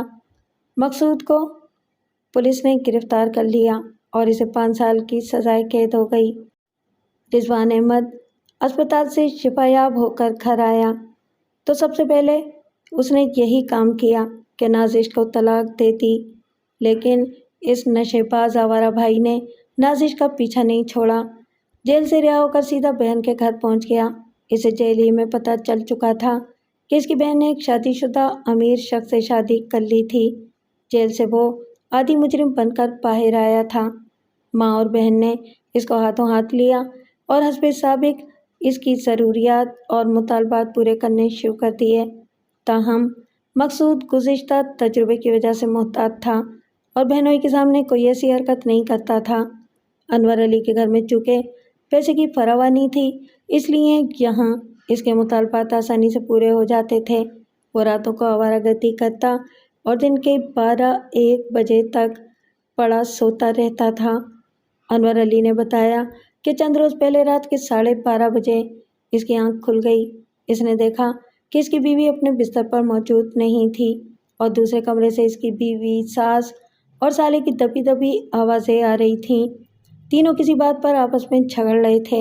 انور علی بستر سے اٹھا اور دبے پاؤں راہداری سے ہوتا ہوا اس کمرے کے دروازے کے قریب جا ٹھہرا جس میں سے جھگڑے کی آوازیں آ رہی تھیں۔ نازش کہہ رہی تھی، اب بہت مشکل ہے، تم چند مہینے کے اندر تقریباً 2 لاکھ روپے برباد کر چکے ہو، آخر تم کب تک اس طرح زندگی گزارو گے؟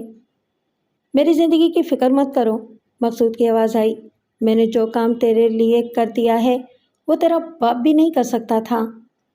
اماں دیکھ رہی ہو اس کی زبان؟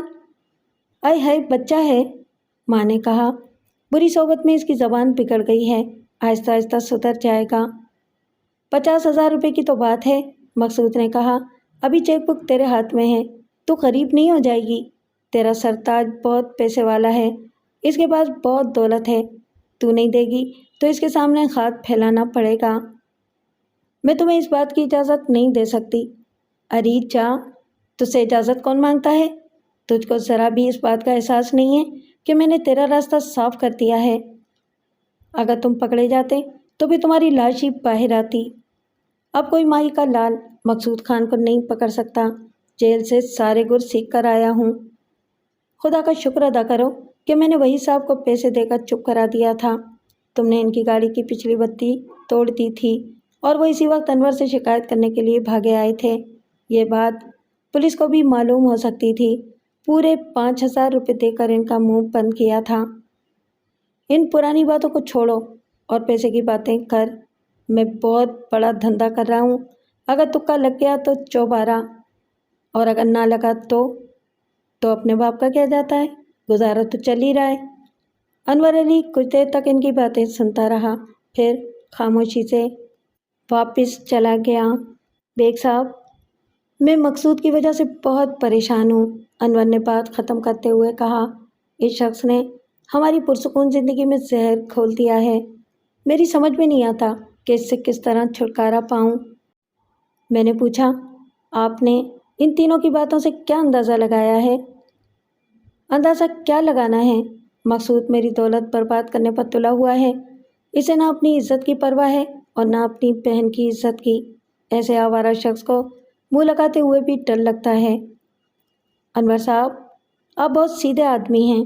इतना कुछ सुनने के बाद भी आपको हकीकत का अंदाज़ा नहीं हुआ? ये वही साहब कौन है? हमारे पड़ोसी हैं। मैं इनसे मिलना चाहता हूँ। आप 1-2 रोज़ के अंदर इनको मेरे पास ले आएं। ठीक है, मैं कल ही इनसे बात करूँगा। एक छोटी सी बात मैं और पूछना चाहता हूँ। वारदात वाली रात आपने गाड़ी की चाबियाँ कहाँ रखी थीं? इसने कतरे तामुल के बाद कहा, मैं अमूमन अपनी चाबियाँ ड्रेसिंग टेबल पर रखता हूँ। इस रोज़ भी ड्रेसिंग टेबल पर ही रखी थीं। इसका मतलब है कि कार से पहले चाबियाँ चोरी हुई थीं। शायद आप शायद वगैरह के चक्कर में ना पड़ें, मैंने कतरे सख्त लहजे में कहा, वरना आपकी पोजीशन ख़राब होगी। इस सारे मामले के पीछे गहरी साजिश काम कर रही है। अगर आपने अपनी बीवी और साले के मामले में नर्म रवैया इख्तियार किया तो फिर कोई शख्स आपकी मदद नहीं कर सकेगा। इंसान को सच बोलना चाहिए और अल्लाह से भलाई की तवक्को रखना चाहिए। आप झूठ बोलकर भलाई की तवक्को नहीं रख सकते। वो इस मामले में खासा मुतज़ब्ज़ब था। इसकी वजह ये थी कि वो अपनी बीवी से बहुत मोहब्बत करता था और इसे नाराज़ करने का ख़तरा मोल लेना नहीं चाहता था। 3 रोज़ के बाद वो वहीद नामी शख्स को लेकर मेरे दफ्तर में आया। ये वही शख्स था जिसकी गाड़ी की बत्ती मकसूद ने तोड़ी थी। इसका पूरा नाम वहीद कुरैशी था। रस्मी कलामात के बाद मैंने कहा, कुरैशी साहब, कुछ अर्सा पहले अनवर साहब के बिरादर निस्बती ने आपकी गाड़ी की बत्ती तोड़ दी थी और मुआवजे की अदायगी के बाद मामला रफ़े दफ़े हो गया था। जी हाँ, ये बड़ी पुरानी बात हो चुकी है, उसने कहा। आपको कुछ याद है कि मकसूद इस रोज़ कौन सी गाड़ी चला रहा था और एक्सीडेंट किस तरह हुआ था? गाड़ी इनकी थी। वहीद कुरैशी ने अनवर अली की तरफ इशारा किया। सफ़ेद टोयोटा करोला। मैं अपनी गाड़ी गेट से बाहर निकाल रहा था।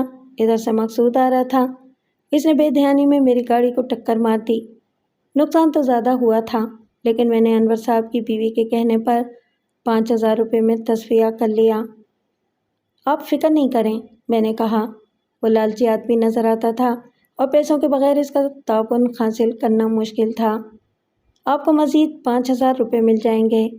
ये बताएं कि ये एक्सीडेंट कितने बजे हुआ था और उस रोज़ तारीख क्या थी? उस वक्त रात के तकरीबन 11 बजे थे, इसने सोचते हुए जवाब दिया। तारीख मुझे याद नहीं रही। ग़ालिबन मार्च का महीना था। वैसे भी मुझे इतना याद है कि अगले रोज़ इनकी गिरफ्तारी के बारे में सुना था।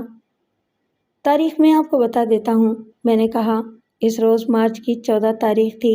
इस ज़मीन में आपको अदालत में छोटा सा बयान देना पड़ेगा। जब आप अदालत से बाहर निकलेंगे तो मैं आपकी खिदमत में 5,000 रुपये पेश कर दूँगा। मुझे अदालत में क्या बयान देना होगा? आपको सिर्फ इतना बयान देना पड़ेगा कि 14 मार्च को रात के 11 बजे मकसूद ने अनवर अली की सफ़ेद टोयोटा करोला आपकी गाड़ी से टकरा दी थी और आपकी पिछली बत्ती तोड़ दी थी। मैंने इसे गाड़ी का रजिस्ट्रेशन नंबर भी बता दिया। अगली तारीख पर नाजिश और इसकी मां कमरुन्निसा अदालत में हाजिर थीं। दोनों औरतें खासी पुरएतमाद नज़र आती थीं। नाजिश के चेहरे पर ऐसा कोई खौफ नज़र नहीं आता था जिसका वो इजहार करती रहती थी। अदालत की कार्रवाई शुरू हुई तो पहले नाजिश को बयान देने के लिए बुलाया गया। इसके हाथ में लिखा हुआ बयान था जिसे इसने पढ़कर सुना दिया। ये वही बयान था जो उसने पुलिस को दिया था। यह खासा मुबहम बयान था। इस बयान के मुताबिक वारदात वाली रात उसने दीगर अफराद के हमरा 9:30 बजे खाना खाया था और 11 बजे सो गई थी। सुबह के वक्त इसकी मां ने बताया कि बाहर गाड़ी मौजूद नहीं है। जब उसका शौहर बेदार हुआ तो इसे गाड़ी की गुमशुदगी के बारे में बताया गया। थोड़ी देर के बाद किसी का फ़ोन आ गया। फ़ोन करने वाले ने बताया कि इनकी गाड़ी आसफा बेगम के बंगले के सामने खड़ी थी। इसके 2 घंटे के बाद गवाह को पता चला कि इसके शौहर को पहली बीवी के कत्ल के इल्ज़ाम में गिरफ्तार कर लिया गया है। ये नाजिश के बयान का खुलासा था। मैंने जज से कहा, जनाब अली, मैं गवाह से चंद सवालात करना चाहता हूँ। जज ने इजाज़त दे दी। میں نے کٹہرے کے قریب جا کر کہا، خاتون، تم نے بتایا ہے کہ واردات والی رات تم 11 بجے سو گئی تھی۔ فرض کرو 11:30 بجے یا 11:45 بجے تمہارا شوہر خاموشی سے اٹھ کر باہر چلا جاتا اور 1 گھنٹے کے بعد واپس آ کر دوبارہ سو جاتا ہے، کیا اسی صورت میں تمہیں اس کے آنے اور جانے کا پتہ چل جائے گا؟ بہت مشکل ہے، اس نے جواب دیا۔ میں بہت گہری نیند سوتی ہوں۔ میں نے عدالت سے مخاطب ہو کر کہا، جناب عالی، مسز نازش علی صفائی کی گواہ ہے۔ میں نے اسے جو سوال کیا ہے وہ در حقیقت استغاثہ کا سوال ہے، لیکن میں نے دانستہ یہ سوال کیا ہے۔ گواہ کے بیان سے یہ ظاہر ہوتا ہے کہ وہ دیدہ و دانستہ اپنے شوہر کو بچانے کی کوشش کر رہی ہے۔ میری اس تشریح پر عدالت میں ملی جلی مدھم آوازیں سنائی دیں۔ جج نے پوچھا، آپ کہنا کیا چاہتے ہیں؟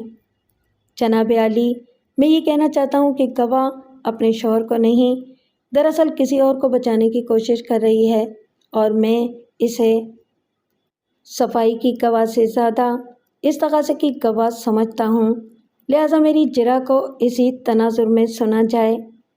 نازش حیرت سے آنکھیں پھاڑ کر مجھے گھورنے لگی۔ اس کے چہرے پر بھی پریشانی ابھر آئی تھی۔ نازش نے برہمی سے کہا، وکیل صاحب، اگر آپ مجھے صفائی کی گواہ نہیں سمجھتے تو میں آپ کے کسی سوال کا جواب نہیں دے سکتی۔ از روئے قانون تمہیں اس بات کا اختیار نہیں ہے۔ میں نے ہلکی سی مسکراہٹ سے کہا، گواہ خواہ استغاثہ کا ہو یا صفائی کا، دونوں سے دونوں وکیل سوالات کر سکتے ہیں۔